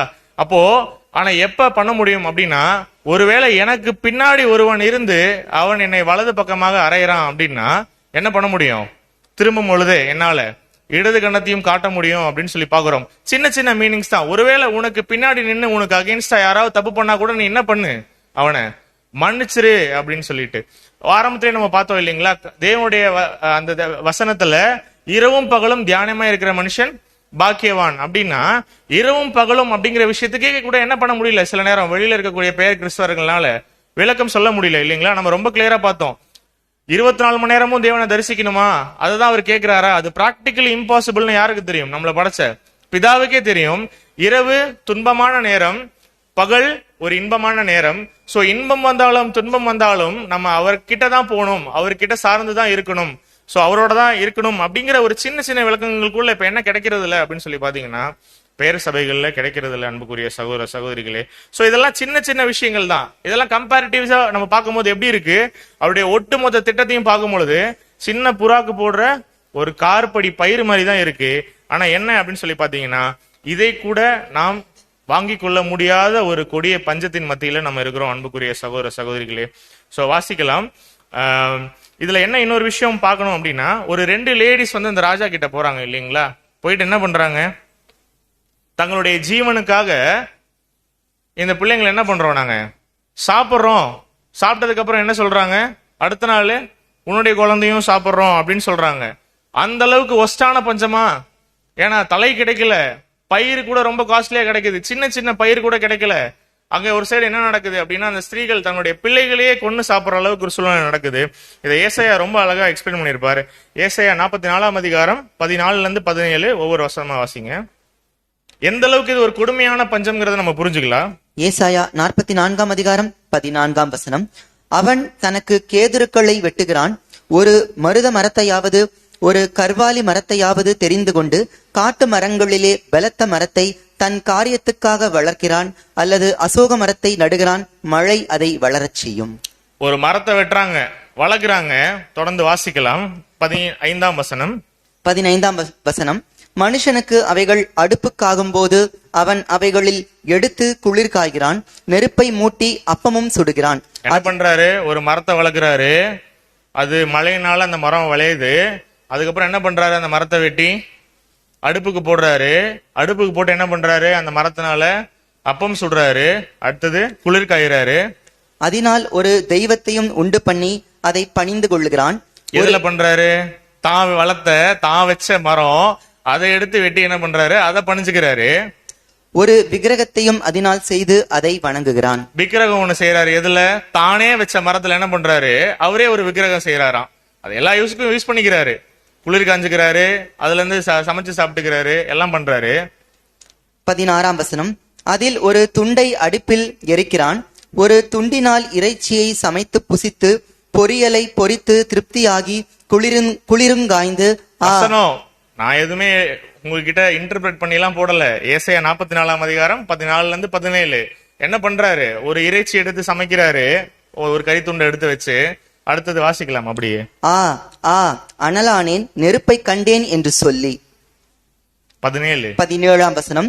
அதில் மீதியான துண்டை தனக்கு விக்கிரக தெய்வமாக செய்து அதற்கு முன் விழுந்து அதை வணங்கி, நீ என் தெய்வம், என்னை ரட்சிக்க வேண்டும் என்று அதை நோக்கி மன்றாடுகிறான். இப்படிப்பட்ட பஞ்சம்தான் இருக்கு. தான் உண்டி பண்ணின ஒரு விஷயத்தையே கொன்னு அதுல இருந்து ஆதாயம் தேடிக்கிறது. அந்த 2 ஸ்திரீகள் என்ன பண்ணாங்க, தான் பெற்ற பிள்ளைகளே என்ன பண்ணிக்கிட்டாங்க அப்படின்னா கொன்னுட்டாங்க. எதுக்காக, அவங்களுடைய பிழைப்புக்காக. இன்னைக்கு இதே பேர் கிறிஸ்தவ மண்டலத்துல அநேகம் பேர் என்ன பண்றாங்க, மரம் செடி வைக்கிறாங்க, மரமாகுது, மரம் வருது, மரத்தை வெட்டி என்ன பண்றாங்க, நெருப்பு மூட்டுறாங்க, குளிர் காயறாங்க, அப்பம் சுடுறாங்க, இறைச்சி செய்யறாங்க, பொரியல் செய்யறாங்க. எல்லாம் முடிஞ்சதுக்கு அப்புறம் என்ன பண்ணிடுறாங்க, அந்த துண்டையிலே ஒன்னு எடுத்து வச்சு சாஷ்டாங்கமா விழுந்து கும்பிடுறாங்க. இல்லைங்களா? நடக்குதா இல்லையா? நம்மளை சுத்தி நடக்காத விஷயங்கள் இல்லையா? தேவனுக்கு பிடிச்ச ஒரு விஷயமா ஐடல் வர்ஷிப்பிங் அப்படின்னு சொல்லி பாத்தீங்கன்னா, ஒரு சப்போர்ட்டிவ் வேர்ஸ் கூட நம்மளால எடுத்து வைக்கவே முடியாது. அதுக்கு அகெயின்ஸ்டா தேவன் எவ்வளவு விஷயங்களை சொல்லியிருக்காரு அப்படின்னு சொல்லி நம்ம பார்க்கலாம். ஆனா என்ன பண்ணுவோம், ரொம்ப பாஷா எழுதியிருக்கு ஏசாயால. ஒரு சின்ன துண்டை எடுத்து வீட்டுல வச்சு என்ன பண்றாரு, அவன் செஞ்சதே என்ன பண்றான், அவனே வணங்குறான். நடக்குதா இல்லையா? இன்னைக்கு யாருதான் செய்யறா விக்கிரகங்களை? இன்னைக்கு நம்ம தான் செஞ்சுக்கிறோம். என்ன பண்றோம்? அதை எடுத்துட்டு போயிட்டு ரொம்ப கிராண்டா டெக்கரேட் பண்ணி என்ன பண்ணிடுறோம்? சாஷ்டாங்கமா விழுந்து அதை பணிந்து கொள்றோம். சோ அந்த அளவுக்கு ஒரு மோசமான பஞ்சத்துல இருக்கக்கூடிய ஒரு சூழ்நிலையில இந்த உலகம் போய் கொண்டிருக்கிறது. அன்புக்குரிய சகோதர சகோதரிகளே, வாசிக்கலாம் மத்தேயு 4ஆம் அதிகாரம் 4ஆம் வசனம். மத்தேயு 4ஆம் அதிகாரம் 4ஆம் வசனம். அவர் பிரதியுத்தரமாக, மனுஷன் அப்பத்தினாலே மாத்திரம் அல்ல, தேவனுடைய வாயிலிருந்து புறப்படுகிற ஒவ்வொரு வார்த்தையினாலும் பிழைப்பான் என்று எழுதியிருக்கிறதே என்றார். ரொம்ப சிம்பிள். ஆனா பிழைக்கிறதுக்கு ஒரு பயிர் இருக்கு இல்லைங்களா? அந்த பயிர் அளவு இருக்கக்கூடிய விஷயம் கூட என்ன கிடைக்கிறது இல்ல அப்படின்னு சொல்லி பாத்தீங்கன்னா நமக்கு கிடைக்கிறது இல்ல அப்படின்னு சொல்லி பாக்குறோம். கிடைக்குதா? வெளியில எங்கேயாவது போனா பயிர் அளவுக்கு கிடைக்குதா? பயிர் அளவுக்குன்னா என்ன? ஒரு பயிர்ல ஒரு படியில கார்படினா என்ன அப்படின்னா எங்கேயாவது சொல்ல முடியுமா? ஆத்துமானா என்ன? வேதத்துல உள்ள வசனத்தின் அடிப்படையில அப்படின்னா முழிக்கிறாங்க. ஆத்துமானா என்னன்னே தெரியல. அவங்கவுங்க அவங்களுக்கு பிடிச்ச ஒரு விளக்கங்களை கொடுத்துட்டு என்ன பண்ணிட்டு இருக்காங்க அப்படின்னா மக்களை வசனத்தின் அடிப்படையில் வழிநடத்தாம ஒரு தவறான போதனைகள்ல வந்து வழிநடத்துறாங்க. என்ன வேற என்ன? புறாக்கு கொடுக்கக்கூடிய அந்த கார்படி பயிர் அப்படின்னா நரகம் அப்படிங்கிற ஒரு விஷயத்தை இந்த ஒட்டுமொத்த கிறிஸ்தவ மண்டலமே என்ன பண்ணிட்டு இருக்கு அப்படின்னா வேற மாதிரியான ஒரு கண்ணோட்டத்துல பாத்துட்டு இருக்கு. அப்பேற்பட்ட விஷயங்கள்ல கூட என்ன இல்ல அப்படின்னு சொல்லி பாத்தீங்கன்னா ஒரு கிளாரிட்டி இல்ல. இன்னுமே என்ன பிலீவ் பண்ணிட்டு இருக்காங்க அப்படின்னா பிதா நம்மள என்ன பண்ணிடுவாரு? எண்ணெய் சட்டியில போட்டு வருத்துருவாருங்கிற ஒரு ராங் டாக்டரின்குள்ள இருந்து தப்பான விஷயத்துல பண்ணிட்டு இருக்காங்க. சோ இந்த மாதிரி ஒரு பயிர் கூட கிடைக்காத ஒரு சூழ்நிலை தான் இருக்கு. அப்போ தேவனுடைய இந்த தெய்வீக திட்டங்கள் இந்த இதெல்லாம் படிச்சுட்டு இருக்கோம் இல்லைங்களா? இதெல்லாம் வந்து ரொம்ப பேசிக்கான விஷயங்கள். எப்படிப்பட்ட விஷயங்கள்? இன்னைக்கு நம்ம அறுவடையின் ஊழியங்கள் வந்து அமைஞ்சக்கரையில இங்கே இந்த ஹால்ல நம்ம சாயங்காலம் ஞாயிற்றுக்கிழமை கேட்டுட்டு இருக்கோம் இல்லையா? இதெல்லாம் பெரிய விஷயமா அப்படின்னா புறாவுக்கு கொடுக்கக்கூடிய ஒரு கார்படி பயிருக்கு சமமான ஒரு சாதாரணமான தேவனுடைய சுத்த சத்தியங்கள் என்ன. ஆனா இதுக்கே இன்னைக்கு வெளியே தட்டுப்பாடா இருக்கு. ஏன் அப்படின்னா எல்லாரும் என்ன பண்றது இல்ல? தேவனுடைய வசனத்தை எடுத்து வசனத்தின் அடிப்படையில் என்ன பண்ற? போதனை பண்றது இல்ல. நம்ம பார்த்திருக்கோம் இல்லைங்களா? நமக்குன்னு ஒரு விசுவாசம் இருக்கணும் இல்லைங்களா? என்ன விசுவாசம்? மகா பரிசுத்தமான ஒரு விசுவாசம் இருக்கணும். ஆனா இன்னைக்கு ஒட்டுமொத்த கிறிஸ்தவ மண்டலமே எதுலதான் முழுகிட்டு இருக்கு அப்படின்னா விசுவாசத்துல இருக்கு. எதன் அடிப்படையிலான விசுவாசம் அப்படின்னா அவங்களுடைய போதகரோ இல்ல அவர் சொல்லக்கூடிய போதனையை அடிப்படையில கொண்டாட விசுவாசம் இருக்கு. எங்கேயாவது கேள்வி வருதா? எங்கேயாவது டவுட்ஸ் வருதா? இல்ல ஒரு கிளாரிட்டி கொடுக்க முடியுதா வசனத்துல அப்படின்னா கொடுக்க முடியறது இல்ல அன்புக்குரிய சகோதர சகோதரிகளே. ஆனால் நம்முடைய விசுவாசம் எப்படிப்பட்டதா இருக்கணும்? இப்பேற்பட்ட பஞ்சத்துல இருந்தாலுமே நம்முடைய விசுவாசம் மகா பெரிதான விசுவாசமா இருக்கணும் அன்புக்குரிய சகோதர சகோதரிகளே. ஏன் இது எதன் அடிப்படையில வராது? இங்க நின்று பேசக்கூடிய சகோதரனுடைய கருத்துக்களின் அடிப்படையில வராது.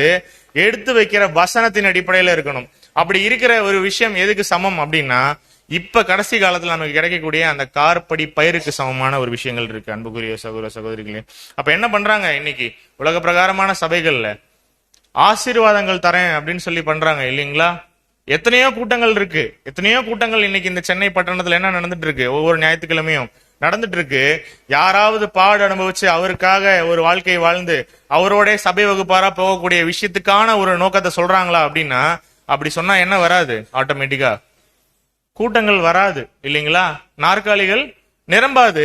ஆனா அப்படிப்பட்ட ஒரு விஷயத்தை தேவன் சுத்தமா பிரியப்படுறது இல்லைன்னு பாக்குறோம். ஏன்னா என்னதான் இருக்கும் வெளியில போகும் பொழுது அப்படின்னா இப்ப ஒர்ஷிப்னா என்ன அப்படிங்கிற ஒரு கல்ச்சரே வந்துருச்சு அப்படின்னா ஒரு 4 பாட்டு, இடையில ஒரு 2 வசனம், இடையில 2 வசனம், அந்த வசனத்துக்கும் ஒரு முழுமையான விளக்கங்கள் இல்ல. அகைன் ஒரு 4 பாட்டு, என்னவே முடிஞ்சிருது அப்படின்னு சொல்லி பாத்தீங்கன்னா ஆராதனையே முடிஞ்சிருது.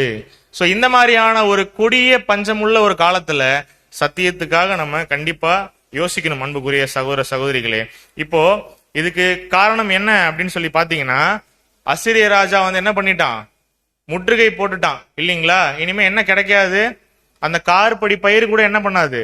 ஈஸியா கிடைக்காது மக்களுக்கு இல்லைங்களா? அப்போ என்ன ரீசன் அப்படின்னா அந்த சீரிய ராஜாவுடைய கண்ட்ரோல்ல இந்த ஒட்டுமொத்த இந்த ஒரு சமாரியாவும் இருக்கிறதுனால அன்புக்குரிய சகோதர சகோதரிகளே. ஆனா இந்த சூழ்நிலையிலையும் எத்தனை பேர் இருந்தாங்க? பாளையத்துக்கு புறம்பே 4 பேர் இருந்தாங்க இல்லைங்களா? வெளியில தனியா இருக்காங்க. உள்ள என்ன நடக்குது அப்படிங்கறதே அவங்களுக்கு தெரியாது. இந்த 4 குஷ்ரோகிகளுடைய நிலைமை என்ன அப்படின்னு சொல்லி பாத்தீங்கன்னா தன்னுடைய ஜனங்கள்ட்ட இருந்து தனித்து விடப்பட்ட ஒரு நிலைமையில இருக்காங்க அன்புக்குரிய சகோதர சகோதரிகளே. இந்த 4 பேரோட அடிப்படை தேவைகள் என்னவா இருக்கும்னு சொல்லி நம்ம பார்த்தோம். குஷ்ரோகிகளா இருக்காங்க இல்லைங்களா? இந்த 4 பேரோட பேசிக் நீட் என்ன? உணவு இல்லைங்களா? அவங்க என்ன கேட்கல? ஒரு பகட்டான வாழ்க்கை கேட்கல. தன்னுடைய சொந்த மக்களை என்ன பண்ணிடுறாங்க இந்த குஷ்ரோகிகளை அப்படின்னா ஊரை விட்டு புறம்பே துரத்தி போட்டுறாங்க. அவங்களுடைய பேசிக்கான ரெக்வஸ்ட் என்ன அப்படின்னா ஒரு நல்ல சாப்பாடு அப்படிங்கிற ஒரு விஷயம் தான். அப்ப இந்த 4 பேர் யாரு யாரா இருக்கக்கூடும்? என்ன பிரதர், அப்புறம் எங்களை பார்த்து குஷ்டரோகின்னு சொல்றீங்களா அப்படின்னா புரிஞ்சுக்கணும் நம்ம கிளியரா. இந்த 4 பேருமே என்ன பண்றாங்க அப்படின்னா தங்களுடைய ஜீவனை காத்து கொள்வதற்காக என்ன பண்றாங்கன்னா ஒரு மிகப்பெரிய ரிஸ்க் எடுக்கிறாங்க இல்லைங்களா. உள்ள இருக்கிற ஒரு ராஜா படையை திரட்டி கொண்டு அசிரியனுடைய கேம்புக்குள்ள போறதுங்கிறது ஒரு விஷயம் இல்ல, சாதாரண விஷயம். தன்னுடைய மக்கள்னாலே கைவிடப்பட்டு பாளையத்துக்கு புறம்பே உணவு இல்லாமல் தவிக்கக்கூடிய அந்த குஷ்ரோகிகளுக்கு என்ன மாதிரியான ஒரு கட்ஸ் வருது அப்படின்னு சொல்லி பாக்குறேங்க. அப்ப இந்த குஷ்ரோகியா நம்மெல்லாம் அப்படின்னு கேட்டா நம்ம எல்லாருமே யாருதான்? குஷ்ரோகிகள் தான். ஏன் அப்படின்னா இந்த குஷ்ரோகம் அப்படிங்கிற விஷயம் லிட்டரலா ஒரு இன்ஃபெக்ஷன், ஒரு குஷ்டத்தை பத்தி பேசல. நம்ம எல்லாருமே இப்ப எப்படிதான் இருக்கோம் அப்படின்னா ஒரு பாவ நிலைமையில தான் இருக்கோம் இல்லைங்களா. சோ அப்பேற்பட்ட சூழ்நிலையில தான் அந்த 4 பேர் என்ன பண்றாங்க அப்படின்னு சொல்லி பாத்தீங்கன்னா அந்த ஒரு போல்டான ஒரு டிசிஷன் எடுக்கிறாங்க. தேவன் நமக்கும் நம்முடைய வாழ்க்கையில முடிவு எடுக்கிறதுக்கு ஒரு சில தருணங்களை தருவார். அந்த டைம்ல நம்ம என்ன பண்ணணும் தெரியுமா? ஃபர்ஸ்ட் நம்மளுடைய பொசிஷன் நம்ம முதல்ல அக்செப்ட் பண்ணணும். நம்ம என்ன பண்ண மாட்டோம் அப்படின்னா நான் குஷ்டரோகியா அப்படிங்கிற திங்கிங்ல இருப்போம். நான் பாவியா அப்படின்னு நம்ம திங்க் பண்ண முடியுமா? நம்ம எல்லாம் யாரு? பாவியிலும் பிரதான பாவிகள் இல்லைங்களா. வசம் ரொம்ப கிளியரா இருக்கு. அப்போ என்ன நம்ம ஒரு விஷயம் புரிஞ்சுக்கணும் அப்படின்னா நமக்கு நம்முடைய அடிப்படை தேவையே என்ன அப்படின்னா உணவு தான், சத்தியம் தான். ஃபர்ஸ்ட் ஒரு விஷயம் நம்ம என்ன பண்ணணும் நம்முடைய வாழ்க்கையில என்ன அப்படின்னா நாம் பாவிகள் அப்படிங்கறத நம்ம முதல்ல அறிக்கையிடணும். எப்போதுமே என்ன ஒரு மேலான சிந்தனை வந்துடும் அப்படின்னா சத்தியம் தெரியாததுக்கு முன்னாடி அது வேற, சத்தியம் தெரிஞ்சிருச்சு அப்படின்னா அந்த ஸ்பிரிச்சுவல் ப்ரைடுன்னு சொல்லுவாங்க இல்லைங்களா. எனக்கு 4 வசனம் தெரிஞ்சிருச்சு அப்படின்னாலே அது எங்க ஏறிடும்னுவாங்க? தலைக்கு ஏறிடும் அப்படின்னுவாங்க.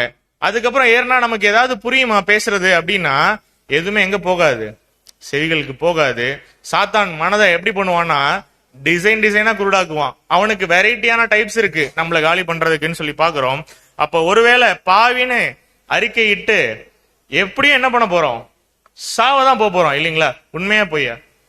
இந்த வாழ்க்கை தேவன் நமக்கு கொடுத்தது. வாழ்க்கை எப்படி முடிய போகுது? எப்படினாலும் என்ன பண்ண போறோம்? முடிவு என்ன? சாவுதான். இப்ப அந்த 4 குஷ்டரோகிகள் ஒரு டிசிஷன் எடுக்கிறாங்க. என்ன எடுக்கிறாங்க? இங்க இருந்தாலும் என்னதான் பண்ண போறோம்? சாவதான் போறோம். உள்ள போகணும்னு நினைச்சாலும் நமக்கு என்ன? சாவுதான். ஆனா டிசிஷன் இப்ப யார் கையில இருக்கு? 4 குஷ்டரோகிகள் கையில இருக்கு. யார் கையில இல்ல அப்படின்னா சமாரியாவோட ராஜா கையில இல்ல, சீரியாவுடைய ராஜா கையில இல்ல. அந்த 4 குஷ்டரோகிகளுடைய கையில என்ன இருக்கு அப்படின்னா அவங்க எடுக்கக்கூடிய முடிவு இருக்கு. அன்புக்குரிய சகோதர சகோதரிகளே, இன்னைக்கும் நம்ம கிட்ட டிசிஷன் எடுக்கிறதுக்கு தேவன் நமக்கு வாய்ப்பு கொடுத்திருக்காரா? என்ன கேட்டோம் பாடம் போன வாரம்? ஞானஸ்நானம் இல்லைங்களா. அவரோட உடன்படிக்கை செய்து கொள்ளக்கூடிய ஒரு மிகப்பெரிய வாய்ப்பை யாருக்கு கொடுத்திருக்காரு அப்படின்னா நமக்கு கொடுத்திருக்காரு இல்லைங்களா. 1,44,000 பேர்ல ஒருத்தராகக்கூடிய ஒரு ஸ்லாக்கியம் யாருக்கு இருக்கு அப்படின்னா நம்ம ஒருவேளை நல் மனசாட்சியின் உடன்படிக்கை எடுத்துட்டோம், அவருக்காக ஓட போறோம் அப்படின்னா அதுல நமக்கு ஒரு வாய்ப்பு இருக்கு. அந்த 1,44,000 அந்த மகிமையான ஒரு நட்சத்திரமா மாறுறதுக்கு நமக்கு ஒரு சாய்ஸ் இருக்கு. அவருடைய முதல் ஸ்டெப் என்ன அப்படின்னு சொல்லி பாத்தீங்கன்னா நல் மனசாட்சியின் உடன்படிக்கை. அந்த ஞானஸ்தானம் எடுத்து ஒரு பாண்ட், ஒரு அக்ரிமெண்ட் போட்டாதான் என்ன ஆகும் அப்படின்னு சொல்லி பாத்தீங்கன்னா நாம பாண்ட் போடக்கூடிய இன்னொரு நபர் யாரு? நம்முடைய பிதா. அவர்கிட்ட அந்த அக்ரிமெண்ட் போடும் பொழுதுதான் அவருடைய டிவைன் ப்ரொடெக்ஷனுக்குள்ளே வரும். அன்புக்குரிய சகோதர சகோதரிகளே, எப்படி அந்த 4 குஷ்டரோகிகளுக்கு ஒரு சாய்ஸ் இருந்ததோ முடிவெடுக்கிறதுக்கு, நம்முடைய அனுதின வாழ்க்கையிலுமே தேவனுக்காக நிக்கக்கூடிய ஒரு சாய்ஸை நம்ம தான் போல்டா எடுக்கணும். அன்புக்குரிய சகோதர சகோதரிகளே, எவ்வளவு பெரிய ரிஸ்கா இருக்கும் குஷ்டரோகிகள் சீரியர்களுடைய பாளையத்துக்கு போறது? சாதாரண விஷயமா? வெப்பன்ஸ் எதுவும் இருந்ததா? ஒண்ணுமே இல்ல. ஆனா அவங்களுடைய அல்டிமேட் திங்கிங் என்ன? எனக்கு இன்னைக்கு என்ன வேணும்? சாப்பாடு வேணும். செத்துட்டு இருக்கேன் சாப்பாடு இல்லாம, எனக்கு ஃபுட்டு வேணும் அப்படின்னு சொல்லிட்டு போனாங்க. அதே மாதிரி ஒரு ஃபுட்டு தேடி யாரும் வந்திருக்கா? இதே அமைஞ்சக்கரையில, இதே ஐயாவு காலனியில ஃபுட்டுக்காக, சாதாரண ஃபுட்டா அப்படின்னா அட்லீஸ்ட் ஒரு கார் பயிர், அந்த புறாவனுடைய கார்படி அந்த ஒரு பயிராவது கிடைக்குமா அப்படிங்கிற ஒரு திங்கிங்ல யாருதான் வந்திருக்கா அப்படின்னு சொல்லி பாத்தீங்கன்னா அன்புக்குரிய சகோதர சகோதரிகள் நீங்க வந்திருக்கீங்க. நாங்க சுத்தி இருக்கோம் இதே மாதிரி கார்படி பயிர்ல கொஞ்சமாவது கிடைக்காதா அப்படின்னு நாங்க என்ன திங்க் பண்ணிருக்கோம். அநேக நாட்கள் எங்க போறதுன்னு தெரியாம யோசிக்கும் பொழுது எங்களை வழிநடத்தி வந்த மூத்த சகோதரர்கள் என்ன பண்ணிருக்காங்க அப்படின்னு சொல்லி பாத்தீங்கன்னா ஒரு போல்டான ஒரு டிசிஷனை எடுக்க சொல்லி எங்களுக்கு சஜஸ்ட் பண்ணாங்க. தேவன் என்ன பண்ணல, இன்ன வரைக்கும் எங்களை கை விடல. ஏன்? இது ஒரு ஊழியம். என்ன ஊழியம்? இலவசமாய் பெற்றோம், இலவசமாய் கொடுக்கிறோம். ஏதாவது உண்டியல் கிண்டியல் கான்செப்ட் ஏதாவது இன்டைரக்டா கைக்கு மறைச்சு எங்கேயாவது வெளியில போய் ஜிபே, நத்திங், ஒண்ணுமே இல்ல. அப்ப தேவன் என்ன ஒரு விஷயம் நம்மளுடைய வாழ்க்கையை உற்று நோக்குறார் அப்படின்னா, ஒரு போல்டான டிசிஷன் எடுக்கக்கூடிய சூழ்நிலையில இப்ப என் பையனும் பொண்ணும் என்ன மாதிரியான முடிவு எடுக்கிறாங்க அப்படிங்கறத பார்த்துட்டே இருக்காரு தேவன். நம்ம ஸ்டார்டிங்லேயே பார்த்தோம் இல்லைங்களா, பஞ்சம் வருது அப்படின்னா காரணம் இல்லாம வராது. சாத்தானுடைய பிடியில இருக்கு ஒட்டுமொத்த இந்த ஒரு பாளையமே, இந்த சமாரியாவே. அப்ப ஆட்டோமேட்டிக்கா என்ன நடக்கும்? கண்டிப்பா அவன் எல்லாருடைய மனதையும் குருடாக்குனதுனால பஞ்சம் நிச்சயமா வரும். இப்ப ஃபுட்டு தேறி போறோமா போலையா அப்படிங்கிற அந்த ஒரு துணிச்சல் நம்ம கிட்ட இருக்கா இல்லையாங்கிறதான் கேள்வி. அன்புக்குரிய சகோதர சகோதரிகளே, துணிச்சலா வெளியே வந்தாங்க இல்லைங்களா? தங்களுடைய அந்த பாளையத்துக்கு புறம்பே இருக்கக்கூடிய குகைகள்ல இருந்து என்ன பண்ணாங்க? துணிச்சலா வெளியே வந்து சீரியருடைய கேம்புக்கு போனாங்க இல்லைங்களா? சீரிய ராஜா யாருக்கு உதாரணம்னு பார்த்தோம்? சாத்தானுக்கு உதாரணமா பார்த்தோம் இல்லைங்களா? சாத்தானை எதிர்த்து அவனுடைய இடத்துக்கு போறதுக்கு கொஞ்சமாவது பயந்தாங்களா அப்படின்னா, மைண்ட் பிக்ஸ் பண்ணிட்டாங்க, எப்படி நம்ம வாழ்க்கையில என்ன பண்ண போறோம்? சாவதான் போறோம். இங்க இருந்தே சாவறதுக்கு என்ன பண்ணலாம் அப்படின்னா, அவனோட சேர்ந்து அவனுக்கு எதிராக போயிடலாம், நம்ம என்ன நடந்தாலும் பாத்துக்கலாம் அப்படிங்கிற அந்த ஒரு துணிச்சல் இருக்கு இல்லைங்களா? இந்த துணிச்சல் நமக்கும் வேணும் அன்புக்குரிய சகோதர சகோதரிகளே. வாழ்க்கையில நம்ம அந்த ஃபர்ஸ்ட் ஸ்டெப்பை எடுத்து வைக்கிறோமா அப்படிங்கிறத தேவன் ரொம்ப கூர்ந்து கவனித்துக் கொண்டிருக்கிறார். ஏன்னா சொல்லிட்டாரு என்ன நீ டிசைட் பண்ணணும்னு. லிபர்ட்டி இருக்கு நம்ம கையில, ஃபோர்ஸ் பண்றது இல்ல யாருமே இந்த விஷயத்த. யாருக்குமே இந்த ரைட்ஸ் கிடையாது. பிரதர் நீங்க வாங்க, நீங்க வந்து பேப்டிசம் எடுத்துதான் ஆகணும் அப்படிங்கிற சொல்ற ரைட்ஸ் யாரு கிடையாது? சத்தியத்தை சொல்ற நமக்கே கிடையாது இல்லைங்களா? நீங்க போய் நாளைக்கு மத்தவங்களுக்கு சத்தியம் சொன்னாலும் உங்ககிட்ட என்ன அந்த ரைட்ஸ் கிடையாது அப்படின்னா, கம்பல் பண்ணி ஒருத்தவங்களை எடுக்க வைக்கிற ரைட்ஸ் கிடையாது இல்லைங்களா? அநேக இடத்துல போடுவாங்க. எப்படின்னா, பேதுரு வந்து ஸ்டார்டிங்லேயே வந்து அவர் தேவனுடைய வசனத்தை சொல்லி அநேகம் பேர் அன்னைக்கு நல்மனசாட்சியின் உடன்படிக்கை பண்ணிருப்பாங்க அப்படின்னு சொல்லி வசனம் இருக்கு.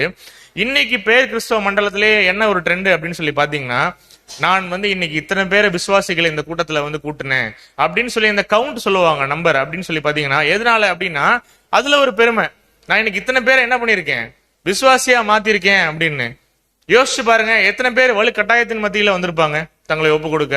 ஆனா இங்க அப்படி கிடையாது அன்புக்குரிய சகோதர சகோதரிகளே. தேவன் சத்தியத்தை கொடுத்துட்டார். போல்டான டிசிஷன் எடுக்கிறோமா எடுக்கலையாங்கிற நம்ம யாருக்கு தான் கணக்கு கொடுக்கணும் அப்படின்னா, தேவனுக்கு தான் கொடுக்கணும். அந்த ஃபர்ஸ்ட் ஸ்டெப்பை எடுத்து வச்சாங்க இல்லைங்களா? எடுத்து வச்சவங்கள தேவன் எப்படி வழி நடத்தினார்? அந்த 4 குஷ்ரோகிகள் போல்டான ஒரு டிசிஷன் எடுத்தாங்க இல்லைங்களா? செத்துட்டாங்களா? அசிரியருடைய அந்த ஒரு கேம்ப்ல பாளையம் இறங்கின இடத்துல அவங்க செத்துட்டாங்களா அப்படின்னு கேட்டீங்கன்னா, சாகல. ரொம்ப கிளியரா இருக்கணும், நம்மளும் புரிஞ்சுக்கணும் அன்புக்குரிய சகோதர சகோதரிகளே. உள்ள போய் என்ன பண்ணணும்? இந்த மாதிரி ஒரு சூழ்நிலை வருதுன்னா சாப்பிட்றணும் இல்லைங்களா? சோ நம்ம என்ன பண்ணக்கூடாது அப்படின்னா, ஒருவேளை நம்மளை வெறுத்தா என்ன பண்றது? ஒருவேளை நம்மளை வந்து அகைன்ஸ்டா நம்மளை எதிர்க்கிறாங்க, நமக்கு எதிராக வராங்க அப்படின்னு அப்படி வந்தா என்ன பண்றது அப்படிங்கிற ஒரு திங்கிங்ல நம்ம இருக்கக்கூடாது. போல்டான டிசிஷன் எடுக்கணும். ரொம்ப கிளியரான அந்த முடிவுல நம்ம கடைசி வரைக்கும் இருக்கணும் அப்படின்னு சொல்லி பாக்குறோம். நம்ம எல்லாம் புறம்பே இருக்கோம் அப்படிங்கிற ஒரு திங்கிங், தனித்து விடப்பட்ட ஒரு நிலைமையில இருக்கும் அப்படிங்கிற ஒரு திங்கிங் நமக்கு வரலாமா அப்படின்னா வரலாம், தப்பில்ல. யாரேதான் தனித்து விடப்பட்ட ஒரு சூழ்நிலையில இருந்தாரு அப்படின்னு சொல்லி வாசிக்கலாம். எபிரேயர் 13:12. எபிரேயர் 13:12. அந்தப்படியே இயேசுவும் தம்முடைய சொந்த இரத்தத்தினாலே ஜனத்தை பரிசுத்தம் செய்யும்படியாக நகர வாசலுக்கு புறம்பே பாடுபட்டார். அவருடைய ரத்தத்தையே எங்க தான் கொடுக்கிறார் அப்படின்னா, தன்னுடைய மக்கள் கிட்ட இல்ல, புறம்பே வந்து அவருடைய ஜீவனை வந்து கொடுக்கிறார் இல்லைங்களா? தனியா தான் வர்றார். எனக்காவது இயேசு கிறிஸ்து சொன்னாரா, என்னுடைய தாயும் வந்து இந்த ஒரு விஷயத்துல வந்தாதான் நான் உயிரை விடுவேன், என் தாயை யாராவது பாத்துக்கிட்டாதான் நான் வருவேன்? எங்கேயாவது சொந்த பந்தத்துக்காக எங்கேயாவது தடை போட்டாரா? தேவனுடைய திட்டத்தை நிறைவேற்றி முடிக்கணும் இல்லைங்களா? சிலுவை மரணத்துல அந்த பலி செலுத்துற விஷயத்துல எங்கேயாவது யோசிச்சாரா தன்னுடைய ஃபேமிலியை பத்தி அப்படின்னு சொல்லி கேட்டீங்கன்னா எங்கேயுமே இல்லை. ஆனா இப்பேற்பட்டவரையே எங்கதான் வந்து வச்சிருக்காங்க அப்படின்னா, அந்த ஊருக்கு புறம்பாதான் அவரை வந்து என்ன பண்றாங்க அப்படின்னா சிலுவையில் அறையறாங்க அப்படின்னு சொல்லி பாக்குறோம். தேவன் என்ன சொல்றாரு அப்படின்னா, இட்ஸ் ஓகே, தனியா தான் தேவனை இருக்கேன் அப்படின்னா தேவன் என்ன பண்றது இல்ல, தனியா வரவங்கள கைவிடுறது இல்ல.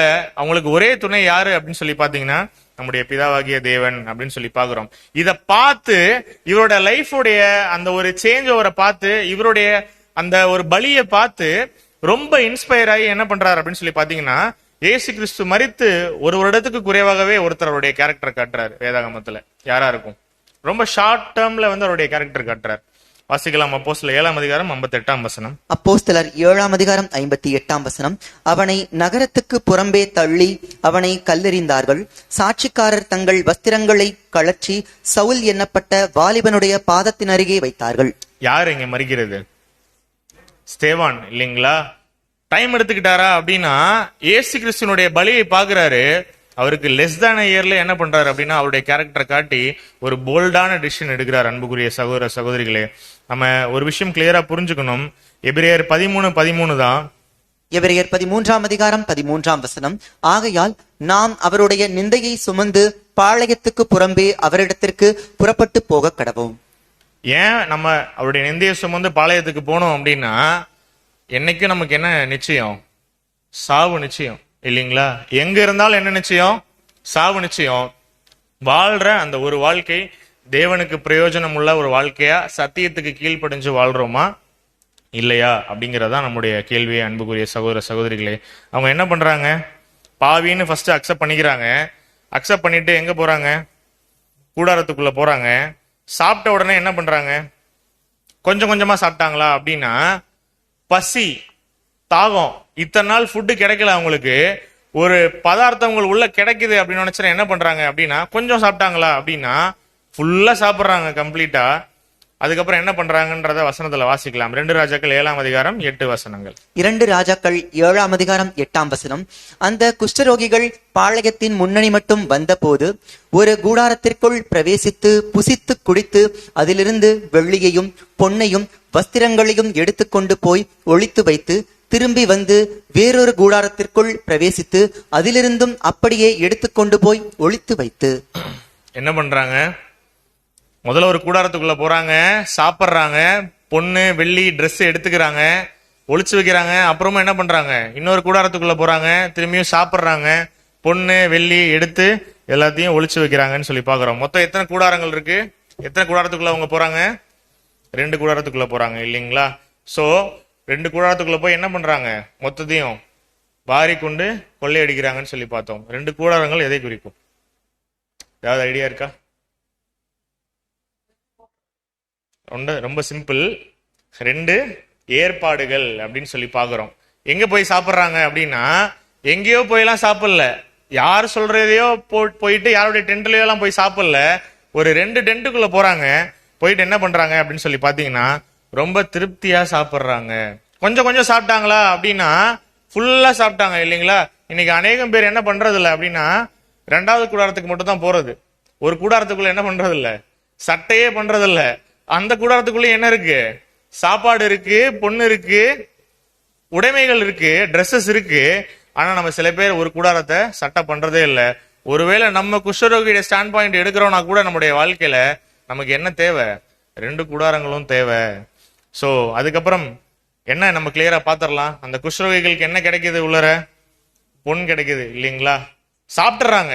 சாப்பிடாம இதெல்லாம் எடுக்கல, ஃபர்ஸ்ட் போனே நல்லா சாப்பிட்டுறாங்க. அதே மாதிரிதான் நல்ல அருமையான சத்தியத்தை சாப்பிட்டதுக்கு அப்புறம் என்ன கொடுக்கிறாரு தேவன் அப்படின்னா பொண்ணை கொடுக்கிறார். பொண்ணை எதுக்கு ஒப்பிட்டு பார்ப்போம் அப்படின்னா தேவனுடைய தெய்வீக சுவாபத்துக்கு நம்ம ஒப்பிட்டு பார்க்கலாம் இல்லைங்களா? முதல்ல பொண்ணு கிடைக்குதா அப்படின்னா ஃபுட்டு நல்லா சாப்பிட்டதுக்கு அப்புறம் என்ன கொடுக்கிறார் அப்படின்னா பொண்ணு கொடுக்கிறார். தேவனுடைய குண லட்சணம் எப்பதான் வரும் அப்படின்னா சத்தியம் உள்ள போக போக தான் வரும். அன்புக்குரிய சகோதர சகோதரிகளே, டே 1ல இந்த கிளாஸுக்கு வர ஆரம்பிச்சதுல இருந்து இன்னைக்கு இந்த பாடம் கேட்கிற வரைக்கும் சத்தியம் நமக்குள்ள போக போக நம்மளுடைய வாழ்க்கையில நம்முடைய கேரக்டர்ஸ்ல டெவலப்மெண்ட் இருக்கா இல்லைங்களா? இருக்கு அப்படின்னா உள்ள சாப்பாடு போயிருக்கு ப்ராப்பரா அப்படின்னு அர்த்தம். அந்த சாப்பாடை சாப்பிட்டதுனால நமக்கு என்ன கிடைச்சிருக்கு அப்படிங்கறத புரிஞ்சுக்கலாம். அப்படின்னா தேவன் பொண்ணை கொடுக்கிறார் அப்படின்னு சொல்லி புரிஞ்சுக்கலாம். அன்புக்குரிய சகோதர சகோதரிகளே, எப்பதான் இந்த பொண்ணு அதிகமா நமக்கு கிடைக்கும் அப்படின்னா நிறைய சாப்பிட்டாதான் கிடைக்கும். உள்ள போயிட்டு என்ன பண்ணக்கூடாது? கொஞ்சோண்டு சாப்பிட்டுட்டு டேஸ்ட் மட்டும் பண்ணிட்டு அப்படியே போட்டு வரக்கூடாது. டேபிள்ல கம்ப்ளீட்டா சாப்பிடணும் அந்த 2 கூடாரத்துல இருக்கக்கூடிய எல்லா விஷயத்தையும் இல்லைங்களா? இன்னைக்கு அநேகம் பேர் என்ன நம்ம தப்பு பண்ணிடுறோம் அப்படின்னா நமக்கு பிடிச்ச வசனங்களையும் பிடிச்ச புஸ்தகங்களையும் பிடிச்ச ஒரு சில காரியங்களையும் மட்டுமே என்ன பண்றாங்க அப்படின்னா வேதாகமத்துல தியானிக்கிறாங்க. தேவன் எல்லாத்தையுமே எதுக்கு தான் கொடுத்திருக்காரு? நமக்கு மறைச்சு வைக்கிறதுக்காக கொடுத்திருக்காரா அப்படின்னா மறைச்சு வச்சிருக்காரு. எதுக்காக? நம்ம தான் தேடி கண்டுபிடிச்சு அதை சாப்பிடணும் இல்லைங்களா? அநேகம் பேர் என்ன பண்றது இல்லை அப்படின்னா ரொம்ப சொபஸ்டிகேட்டடா அந்த ஒரு ஃபர்ஸ்ட் ஸ்டெப்பை எடுத்து வைக்காம தேவன் என்ன பண்ணணும்னு எதிர்பார்க்கிறோம்? பொண்ணு வெள்ளி உடைமைகளை கொடுக்கணும் அப்படிங்கிற ஒரு மைண்ட்ல நம்ம எதிர்பார்க்கிறோம். ஸோ நம்ம கிட்ட இந்த சத்தியம் உள்ள போக போக கூட தேவனுடைய தெய்வீக சுவாபங்கள் நமக்குள்ள வளர ஆரம்பிக்கும், ஆவியின் கனிகள் பெருக ஆரம்பிக்கும்னு பார்க்கலாம். அடுத்தது என்ன கிடைக்குது அவங்களுக்கு? வெள்ளி அப்படிங்கிற ஒரு விஷயம் கிடைக்குதுங்களா? வெள்ளி எதுக்கு நம்ம ஒப்பிட்டு பார்ப்போம்? 7 தரம் புடமிடப்பட்ட தேவனுடைய சுத்த சொற்களுக்கு ஒப்பாய் இருக்கு இல்லைங்களா? வசனம் சத்தியம் கிடைக்குது, ஆகாரம் சாப்பிடுறாங்க. தேவன் அதை பியூரிஃபை பண்ணி என்ன பண்றாரு அப்படின்னா வெள்ளி போல கொடுத்துக்கிட்டே இருக்காரு அதிகமாக அப்படின்னு சொல்லி பாக்குறோம். அன்புக்குரிய சகோதர சகோதரிகளே, வெரைட்டியான சத்தியம் இல்லைங்களா? தீர்க்க தரிசனம் பாக்குறோம், நிழல் பொருள் பாக்குறோம், அநேக காரியங்களை நம்ம கருப்பொருள் அறிந்து படிக்கிற விஷயங்களை பாக்குறோம். தேவன் மிகப்பெரிய சத்தியங்களை வெளிப்படுத்தி கொண்டு வந்திருக்கிறார். வஸ்திரம் கொடுக்கிறாரா அப்படின்னா, என்னைக்கு நல் மனசாட்சியின் உடன்படிக்கை நம்ம நம்முடைய வாழ்க்கையில பண்றோமோ அதுக்கப்புறம் நம்ம என்ன பண்றாரு அப்படின்னா தேவன் அந்த ஒரு வஸ்திரத்தை நமக்கு கொடுக்கிறார். முதல் காரியம் என்ன ஆனா அதுக்கு அப்படின்னா, நான் குஷ்டரோகி, நான் பாவிங்கிறத முதல்ல நம்ம உணரணும்.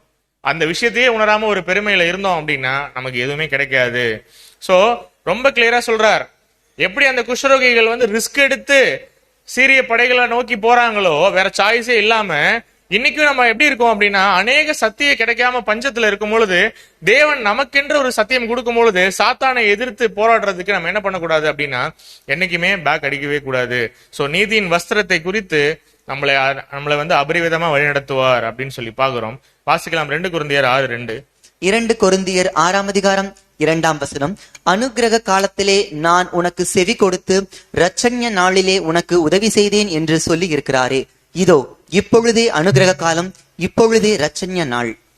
வசனம் ரொம்ப கிளியரா இருக்கு. அனுக்கிரக காலத்திலே நான் உனக்கு செவி கொடுத்து இரட்சண்ய நாளிலே உனக்கு உதவி செய்தேன். நமக்கு இப்ப பண்ணிட்டு இருக்காரு இல்லைங்களா? இரட்சண்ய நாள்ல இதோ இப்பொழுதே அனுக்கிரக காலம், இப்பொழுதே இரட்சண்ய நாள். டிசிஷன் எப்பதான் எடுக்கணும்? பிரதர், நான் இன்னும் ஒரு 50 கிளாஸ் கேட்டுட்டு இன்னும் ஒரு 2 வருஷம் கிளாஸ் வந்துட்டு அதுக்கப்புறம் பொறுமையா என்னுடைய முடிவை சொல்றேனே பிரதர் அப்படின்னு யோசிச்சீங்கன்னா இன்றே இரட்சண்ய நாள். பிரதர், நான் என் ஒய்ஃப், என் குழந்தையோட வீட்டுல ஒய்ஃப், என்னோட டாக்டரோட ஹஸ்பண்ட் எல்லாரையும் கூட்டிட்டு வரேன் பிரதர். காலிங் யாருக்கு இருக்கு அப்படின்னா ரொம்ப சிம்பிளா இருக்கு. யார் அந்த போல்டான டிசிஷன் எடுக்கிறாங்களோ அவங்களுக்கு என்ன கொடுப்பாரு? அதுல மாற்றுக்கிறதே இல்லை. ஆரம்பத்துல கேட்ட அதே கேள்விதான் கேட்கிறேன். தேவன் ஒரு விஷயத்த சொல்லிட்டார் அப்படின்னா அதை கொடுப்பாரா மாட்டாரா? அதுல நம்பிக்கை இருக்கா எல்லாருக்குமே? இல்ல அதுலயே டவுட் இருக்குங்களா? இல்ல இல்லீங்களா? ஆனா அவர் என்ன கொடுப்பேன் அப்படின்னு சொல்லிட்டாரு. நீ மட்டும் போல்டான டிசிஷன் எடுத்துட்டு நீ அந்த 2 கூடாரத்துக்குள்ள வந்துரு, உனக்கு என்ன கொடுத்துறேன்? பொண்ணு, வெள்ளி, உடைகள், வஸ்திரங்களை கொடுக்குறேன் அப்படின்னு சொல்லி சொல்றாரு. அன்புக்குரிய சகோதர சகோதரிகளே, இதுவரைக்கும் நம்மளை வழிநடத்திட்டு வந்த தேவன் இனிமே வழிநடத்த மாட்டாரா நம்மளுடைய வாழ்க்கையில? ஒரு காரணம் இல்லாம உங்க எல்லாரையுமே கூட்டிட்டு இங்க உட்கார வச்சு வாரம் ஒரு கிளாஸ் கேட்க வச்சிருப்பாரா? இல்ல யாராவது உங்களை ஃபோர்ஸ் பண்ணி நீங்க வந்தேதான் ஆகணும், நீங்க வரலன்னா கிளாஸ் நடக்காது அப்படின்னு சொல்லி யாராவது உங்ககிட்ட பிரச்சனை பண்ணிருக்காங்களா? ஒண்ணுமே இல்ல. சத்தியம் எடுத்து சொல்றோம், வசனத்தின் அடிப்படையில சொல்றோம். ஏன்னா நாங்க பாளையத்துக்கு புறம்பே இருக்கும் பொழுது எங்களுக்கு என்ன கிடைச்சது? இது மாதிரி ஒரு மிகப்பெரிய ஒரு சத்தியம் நமக்கு கிடைக்கும் பொழுது இப்ப நம்ம என்ன பண்றோம்? பூமியில அதை போட்டு புதைச்சு வச்சிடலாமா? பொண்ணு, வெள்ளி, வஸ்திரம் எல்லாத்தையுமே குஷ்ரோகிகள் ஒளிச்சு வச்ச மாதிரி ஒளிச்சு வச்சிடலாமா அப்படின்னா, அவங்களுக்கு தேவையான விஷயத்த என்ன பண்ணிட்டாங்க அப்படின்னா பக்காவா எடுத்து சேஃப்கார்ட் பண்ணிட்டாங்க. அடுத்தவங்க என்ன பண்றாங்க? உடனே நேரா எங்க போறாங்க? ஒளிமுக வாசலுடைய கேட் கிட்ட போறாங்க இல்லைங்களா? இதே மாதிரி உங்களுடைய சர்ச்சஸனுடைய வாசல்கள்ல நின்று கரெக்டா 1 வருஷத்துக்கு முன்னாடி என்ன பண்ணிருந்தோம்? அநேக துண்டு பிரசுரங்களை கொடுத்து, நீங்க இது மாதிரி ஒரு கிளாஸ் நடக்குது, இஸ்ரேலும் அதன் பத்தின தீர்க்க தரிசனங்களும் நடக்குது, நீங்க என்ன பண்ணுங்க, தவறாம நீங்க வாங்க, வந்தீங்கன்னா என்ன கிடைக்கும் உங்களுக்கு? ஒட்டுமொத்த ஒரு பொக்கிஷமும் இங்க இருக்கு அப்படின்னு சொல்லும் பொழுது எல்லாரும் வந்தாங்களா அப்படின்னு கேட்டாங்கன்னா நிறைய பேர் என்ன பண்ணல? பிலீவே பண்ணல இல்லைங்களா? இது எப்படி 10ல் 11 எதுவுமே எல்லாரும் கொடுக்குற மாதிரி அப்படின்னு ஒரு திங்கிங் வரும் பொழுது யார் அந்த ஒரு போல்டான டிசிஷனை எடுத்து உள்ள வராங்களோ தேவன் அவங்களுக்கு என்ன கொடுத்திருக்காரு? இம்மட்டும் உங்களுக்கு வசனத்தின் அடிப்படையிலான அநேக சத்திய பாடங்களை தேவன் அபரிவேதமா வழங்கி கொண்டு வந்துட்டு இருக்கார் அப்படின்னு சொல்லி பாக்குறோம். இப்ப நாளைக்கு நம்ம எங்க போய் நிக்கணும்? சத்தியத்தை கேட்டதுக்கு அப்புறம் நீங்க அடுத்து எங்க போய் நிக்கணும் அப்படின்னா இது ராஜாக்கு தெரியப்படுத்தணும் இல்லைங்களா? எங்க போய் தான் நிக்கணும் நீங்களும் அடுத்ததுமேனா போய் இதை மத்தவங்களுக்கு சொல்லக்கூடிய ஒரு விஷயத்துல இருக்கணும். கேட்கக்கூடிய சத்தியங்களை நமக்குள்ளேயே வச்சுக்கிட்டா அப்படின்னா அதுல எந்த பலனுமே இல்லை. நம்முடைய வேலையே என்ன அப்படின்னா தேவனுடைய பிள்ளைகளுக்கு அவர் அந்த மணிகளை அவருடைய களஞ்சியத்திலே சேர்க்கக்கூடிய அந்த அறுவடையின் ஊழியம் செய்யறதுக்கு தேவன் ஒரு அபரிவிதமான வாய்ப்பை தந்திருக்கிறார் இல்லைங்களா? ஒருவேளை உங்க லைஃப்ல நீங்க போல்டான டிசிஷன் எடுக்கிறீங்க அப்படின்னா, கண்டிப்பா போல்டான டிசிஷன் நீங்க எடுக்கணும். அப்படி எடுத்துட்டீங்கன்னா என்ன பண்ணலாம்? அருமையான சகோதர சகோதரிகளோட இணைந்து நீங்க என்ன பண்ணலாம்? இந்த ஒரு நற்செய்தியை சொல்றதுக்கு நீங்க தாராளமா இணைந்து செயல்படலாம் அப்படிங்கிறதையும் உங்கள் மத்தியில தெரிவித்துக் கொள்கிறேன். இப்பொழுதே அனுக்கிரக காலம், இன்றே பிரச்சனை நாள். இல்ல பிரதர், நான் கொஞ்சம் டைம் எடுத்துக்கிறேன் அப்படின்னா, நம்ம காலம் தாழ்த்துற சூழ்நிலையில என்ன வேணா நடக்கலாம். என்ன வேணா நடக்குமா பிரதர் அப்படின்னா, படம் இல்ல, ட்ரெய்லர் இல்ல, ஒரு சின்ன டீசர் தான் என்ன அப்படின்னு சொல்லி பாத்தீங்கன்னா கொரோனா அப்படிங்கிற ஒரு விஷயம். இப்படிலாம் மாறுமா பிரதர்? உலகம் அப்சைடா மாறி போகுமா அப்படின்னா, தேவன் நினைச்சாருன்னு வச்சுக்கோங்களேன், எங்கேயோ ஒரு பிரச்சனை, எங்கேயோ ஒரு வார் நடக்கிற மாதிரி தெரியும். ரொம்ப டைம் எடுக்காது, அது நம்ம கிட்ட நெருங்கி வர்றதுக்கு அப்படின்னு சொல்லி பாக்குறோம் இல்லைங்களா? ஒரு 2 நாள் முன்னாடி நீங்க பாத்துருந்தீங்கன்னா இன்டர்நெட்டே வைரலா இருந்தது. எதுக்காக அப்படின்னா, மைக்ரோசாஃப்ட்ல ஏதோ ஒரு பக் இல்லைங்களா? என்ன ஆயிடுச்சு, அநேக தொழில்நுட்ப கோளாறுக்குள்ளாக இந்த ஒட்டுமொத்த இந்த இணையதளமும் என்ன ஆயிடுச்சு அப்படின்னு சொல்லி பாத்தீங்கன்னா முடங்கிருச்சு. ஃபிளைட்ஸ், அவ்வளோ ஃபிளைட்ஸ் கேன்சல் ஆயிருக்கு. அவ்வளோ ஃபிளைட்ஸ்க்கு என்ன பண்ணிருக்காங்க, பிசிக்கலா கையில் எழுதி கொடுத்துருக்காங்க. பழைய காலத்து முறையில பண்ற மாதிரி டிக்கெட் கிழிச்சு கொடுப்பாரு இல்லையா டிக்கெட் கண்டக்டர் வந்து, அந்த மாதிரி ஒரு பிளைட்டோட டிக்கெட்டை ஹேண்ட் ரிட்டனா எழுதி கொடுத்துருக்காங்க. டிக்கெட்டோட மதிப்பு 3 லட்சம் ரூபாய். நம்ம என்ன சொல்றோம்? அறிவு பெருத்து போச்சு, ரொம்ப சொபஸ்டிகேட்டடா, ரொம்ப நம்ம வந்து எல்லா இன்வென்ஷன்ஸையும் நம்ம அனுபவிச்சுட்டு இருக்கோம் அப்படின்னு சொல்றோம் இல்லைங்களா?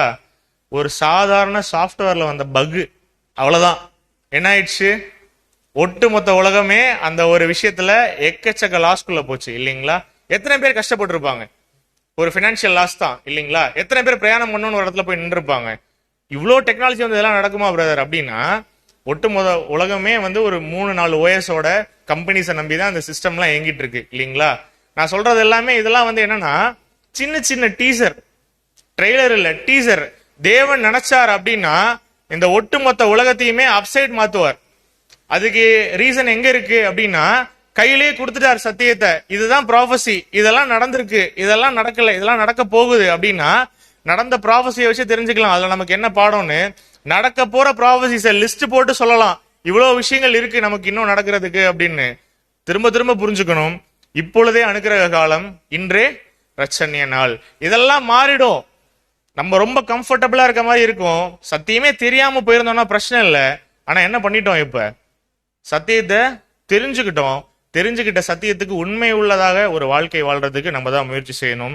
இப்ப நம்ம ஒருவேளை அப்படி அவங்களுக்கு ஒரு பிரயோஜனமுள்ள ஒரு வாழ்க்கையை நம்ம வாழ்றோம் அப்படின்னா என்ன நடக்கும் நமக்கு அப்படின்னு சொல்லி பாத்தீங்கன்னா, எல்லாருக்கும் அந்த சாப்பாடை கொடுக்கலாம். போனாங்களா ஒளிமுக வாசல்ல போயிட்டு என்ன சொல்றாங்க, சீரிய படைகள் என்ன ஆயிடுச்சு, கிளம்பி போயிடுச்சு, நீங்க வாங்க அப்படின்னு சொல்லி சொல்றாங்க. இது எல்லாமே ஞான அர்த்தம் உள்ளவைகள். அவங்க விடிஞ்சதுக்கு அப்புறம் போலாமா அப்படின்னு சொல்லி முடிவெடுத்தாங்கன்னா இல்ல, விடிஞ்சும் விடியாம இருக்கும் பொழுது என்ன பண்ணிட்டாங்க, போயிட்டாங்க. இதெல்லாம் எக்ஸ்பிளைன் பண்ணா ரொம்ப நேரம் போகும் சப்ஜெக்ட். எப்படின்னா, அவருடைய 2ஆம் வருகை, அவங்க வெளிச்சம் வந்தோடனே போல இல்லைங்களா, கண்ணுக்கு தெரிகிற ஒரு பிரகாசமான ராஜ்யம் வந்ததுக்கு அப்புறம் அவங்க போல. ஏன்னா இப்ப என்ன நடக்கும், ஆட்டோமேட்டிக்கா சத்தியம் தெரிஞ்சும் எல்லாத்துக்குமே. இப்ப இருள்ல இருக்காங்க அப்படின்னா இப்பதான் போய் ஓடி போய் என்ன சொல்லணும் அப்படின்னா, மக்களுக்கு சொல்லணும், பாருங்க இங்க பொக்கிஷங்கள் இருக்கு அப்படிங்கிற விஷயத்த. அப்ப நம்ம காலம் தாமதிக்கிறோம்னா என்ன அர்த்தம் அப்படின்னா, கண்ணுக்கு தெரியற ராஜ்யமே வந்ததுக்கு அப்புறம் நம்ம போய் சொல்லணுமா அவருடைய விஷயத்த? வெளியில வந்து பாருங்க இங்க பொண்ணு பொக்கிஷன்லாம் இருக்குன்னு அவங்களுக்கே தெரியும். பார்க்கும் பொழுது என்ன இருக்கு, ஒரு அருமையான ஒரு தேவனுடைய திட்டம் இருக்கு அப்படிங்கறத தேவனே வெளிப்படுத்துவார். அப்ப விருதாவா போயிடும் நம்ம எடுக்கிற பலன் எல்லாமே. நம்ம இன்னைக்கு நமக்கு ஒரு சாய்ஸ் கொடுத்திருக்கார், என்ன பண்ணலாம், இருளில் இருக்கக்கூடிய பிள்ளைகளுக்கு வெளிச்சத்தை பத்தின விஷயத்த நம்ம அனுபவிக்கலாம், அறிவிக்கலாம் அப்படின்னு சொல்லி பாக்குறோம். சோ அவருடைய ராஜ்யத்துல நம்ம ரொம்ப கிளியரா புரிஞ்சுக்கணும். அப்ப என்ன கிடைக்கும் அவருடைய ராஜ்யத்துல அப்படின்னா, அப்ப வந்து வார் கோதுமை எப்படி கிடைக்குமா அப்படின்னா, ஒரு மரக்கால் வார் கோதுமை எப்படி கிடைக்கும், 1 சேக்கலுக்கும். 2 மரக்கால் வார் கோதுமை வந்து பார்லி வந்து 1 சேக்கலுக்கும் கிடைக்கும்னு. அவருடைய அந்த ராஜ்யத்துல எப்படி இருக்கும் ஃபுட்டு, ரொம்ப காஸ்ட்லியா, கிடைக்க கஷ்டப்படணுமா அப்படின்னா, ஒரு கூட நிறைய கோதுமையினுடைய அந்த ஒரு விஷயம் ஒரு ரூபாய் கிடைச்சா எப்படி இருக்குமோ அதே போலதான் அவருடைய ராஜ்யம் எப்படி இருக்கும், அவருடைய காலப்பகுதியில எப்படி இருக்கும் அப்படின்னு சொல்லி பாத்தீங்கன்னா ஏசாயா 11:9 ஏசாயா 11:9 என் பரிசுத்த பர்வதம் எங்கும் தீங்கு செய்வாரும் இல்லை, கேடு செய்வாரும் இல்லை.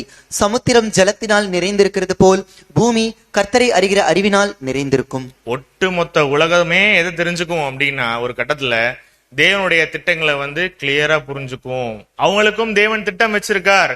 இப்ப என்ன திங்க் பண்ண வேண்டாம் அப்படின்னா, ஐயோ அநேகம் பேருக்கு சத்தியம் தெரியாம இருக்கு பிரதர், நான் அவங்க எல்லாம் என்ன பண்றேன், எல்லாரையும் கூட்டிட்டு பாப்டிசம் எடுக்கிறேன், ஃபேமிலியை கூட்டிட்டு எடுக்கிறேன், நல் மனசாட்சியின் உடன்படிக்கையை தாமதிச்சு எடுக்கிறேன் அப்படின்னா வெளிச்சம் வர்றதுக்கு முன்னாடியே ஓடணும். ஏன்னா இப்பதான் சாய்ஸ் இருக்கு. இப்ப போய் சொன்னீங்கன்னா தான் ராஜா பிரியப்படுவாரு. நீங்க என்ன பண்ணக்கூடாது, வெளிச்சம் வந்ததுக்கு அப்புறம் போயிட்டு நம்ம சொல்ல முடியாது.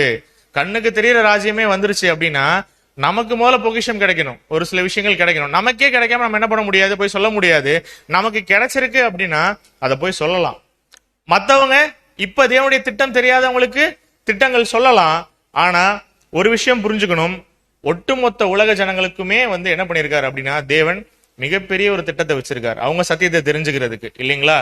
நம்மளுடைய விஷயம் என்ன, நல்ல கேரக்டர் காட்டணும். ஃபர்ஸ்ட் நம்ம சர்ச் கிளாஸா போறதுக்கு முயற்சி பண்ணணும், சபை வகுப்பாரா போறதுக்கு. ஒருவேளை சர்ச் கிளாஸோட கவுண்ட் கம்ப்ளீட் ஆயிடுச்சுனாலே இதெல்லாம் என்ன ஆயிடும், ஆட்டோமேட்டிக்கா முடிவுக்கு வந்துடும், இல்லைங்களா? ஏன் இந்த மனுக்குலம் இன்னுமே கஷ்டத்தை அனுபவிச்சுட்டு இருக்கு? எதுக்காக? அந்த டிசிஷன் யார் கையில இருக்கு? டிசிஷன் மேக்கர்ஸ் யாரு? சர்ச் கிளாஸ் கம்ப்ளீட் ஆனா நெத்திரையில் முத்திரை போடப்பட்டவர்கள், அந்த சீல்டு கிளாஸ் கம்ப்ளீட் ஆயிடுச்சுனாலே 4 காற்றுகளும் விடப்படும், இல்லைங்களா? மகா உபத்திரம் என்ன ஆயிடும், ஸ்டார்ட் ஆயிடும். உலகம் முடிவுக்குள்ளாக வந்துடும். அதுக்குள்ள நம்ம என்ன பண்ணணும் அப்படின்னா நெத்தியில முத்திரிக்கப்படணும். இப்ப நம்ம சீல்டு கிளாஸா இல்லையா அப்படிங்கறது தான் கேள்வி. ஆனா ஸ்டில் என்ன பண்ணுது, இன்வைட் ஓபன்ல தான் இருக்கு. நம்மள நாமே ஒப்பு கொடுத்து நல் மனசாட்சியின் உடன்படிக்கை பண்ணி நாம தேவன் விரும்பக்கூடிய ஒரு வாழ்க்கையை வாழலாம். அதுக்காக நம்ம அனுதின பிரயாசங்கள் நம்ம ஜபங்கள்ல ஏறெடுக்கலாம். இந்த ஒர்க்கை கரெக்டா பண்ணணும். ஏன்னா இந்த ஒட்டுமொத்த திட்டமும் யார் கையில இருக்கு அப்படின்னு சொல்லி பாக்குறோம், நம்முடைய கையில இருக்கு. வாசிக்கலாம் 1 கொரிந்தியர் 9:16. 1 கொரிந்தியர் 9:16.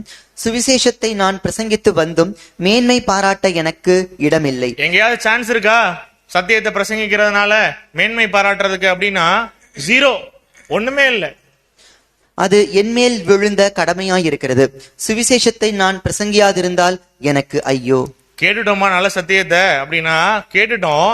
சுவிசேஷத்தை பிரசங்கிக்கிறதுனால எனக்கு எந்த மேன்மையும் கிடையாது. அது எப்படி இருக்கு அப்படின்னா நம்ம மேல் விழுந்த கடமையா இருக்கு. நல்ல சத்தியத்தை கேட்கிறோம் அப்படின்னா நல் மனசாட்சியின் உடன்படிக்கை பண்ணிக்கொண்டு நம்மளே நாமே இந்த ஒரு பரிசுத்த ஊழியத்துல இணைத்து கொண்டு கேட்ட சத்தியத்தை மற்றவங்களுக்கு சொல்லக்கூடிய ஒரு ஊழியத்தை செய்வதற்கு தேவன் தாமே நம்மளை கிருபையாக நடத்துவாராக.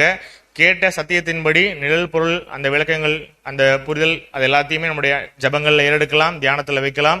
சகோதர சகோதரிகள் நோட்ஸ் கொடுப்பாங்க. ஸோ அந்த நோட்ஸை படிச்சு பார்த்துட்டு தேவன் எப்பேற்பட்ட ஒரு திட்டத்தை நமக்கு வச்சிருக்கார், சமாரியாவின் முற்றுகை அப்படிங்கிற பாடத்துல நமக்கு வச்சிருக்காருங்கிறத புரிஞ்சுட்டு நாமளும் ஒரு பிரேவான ஒரு டிசிஷன்ஸ் எடுத்து நம்முடைய அந்த ஆசீர்வாதங்களை பெற்றுக்கொள்ள தேவன் தாமே கிருபை செய்து நடத்துவாராக. ஆமென்.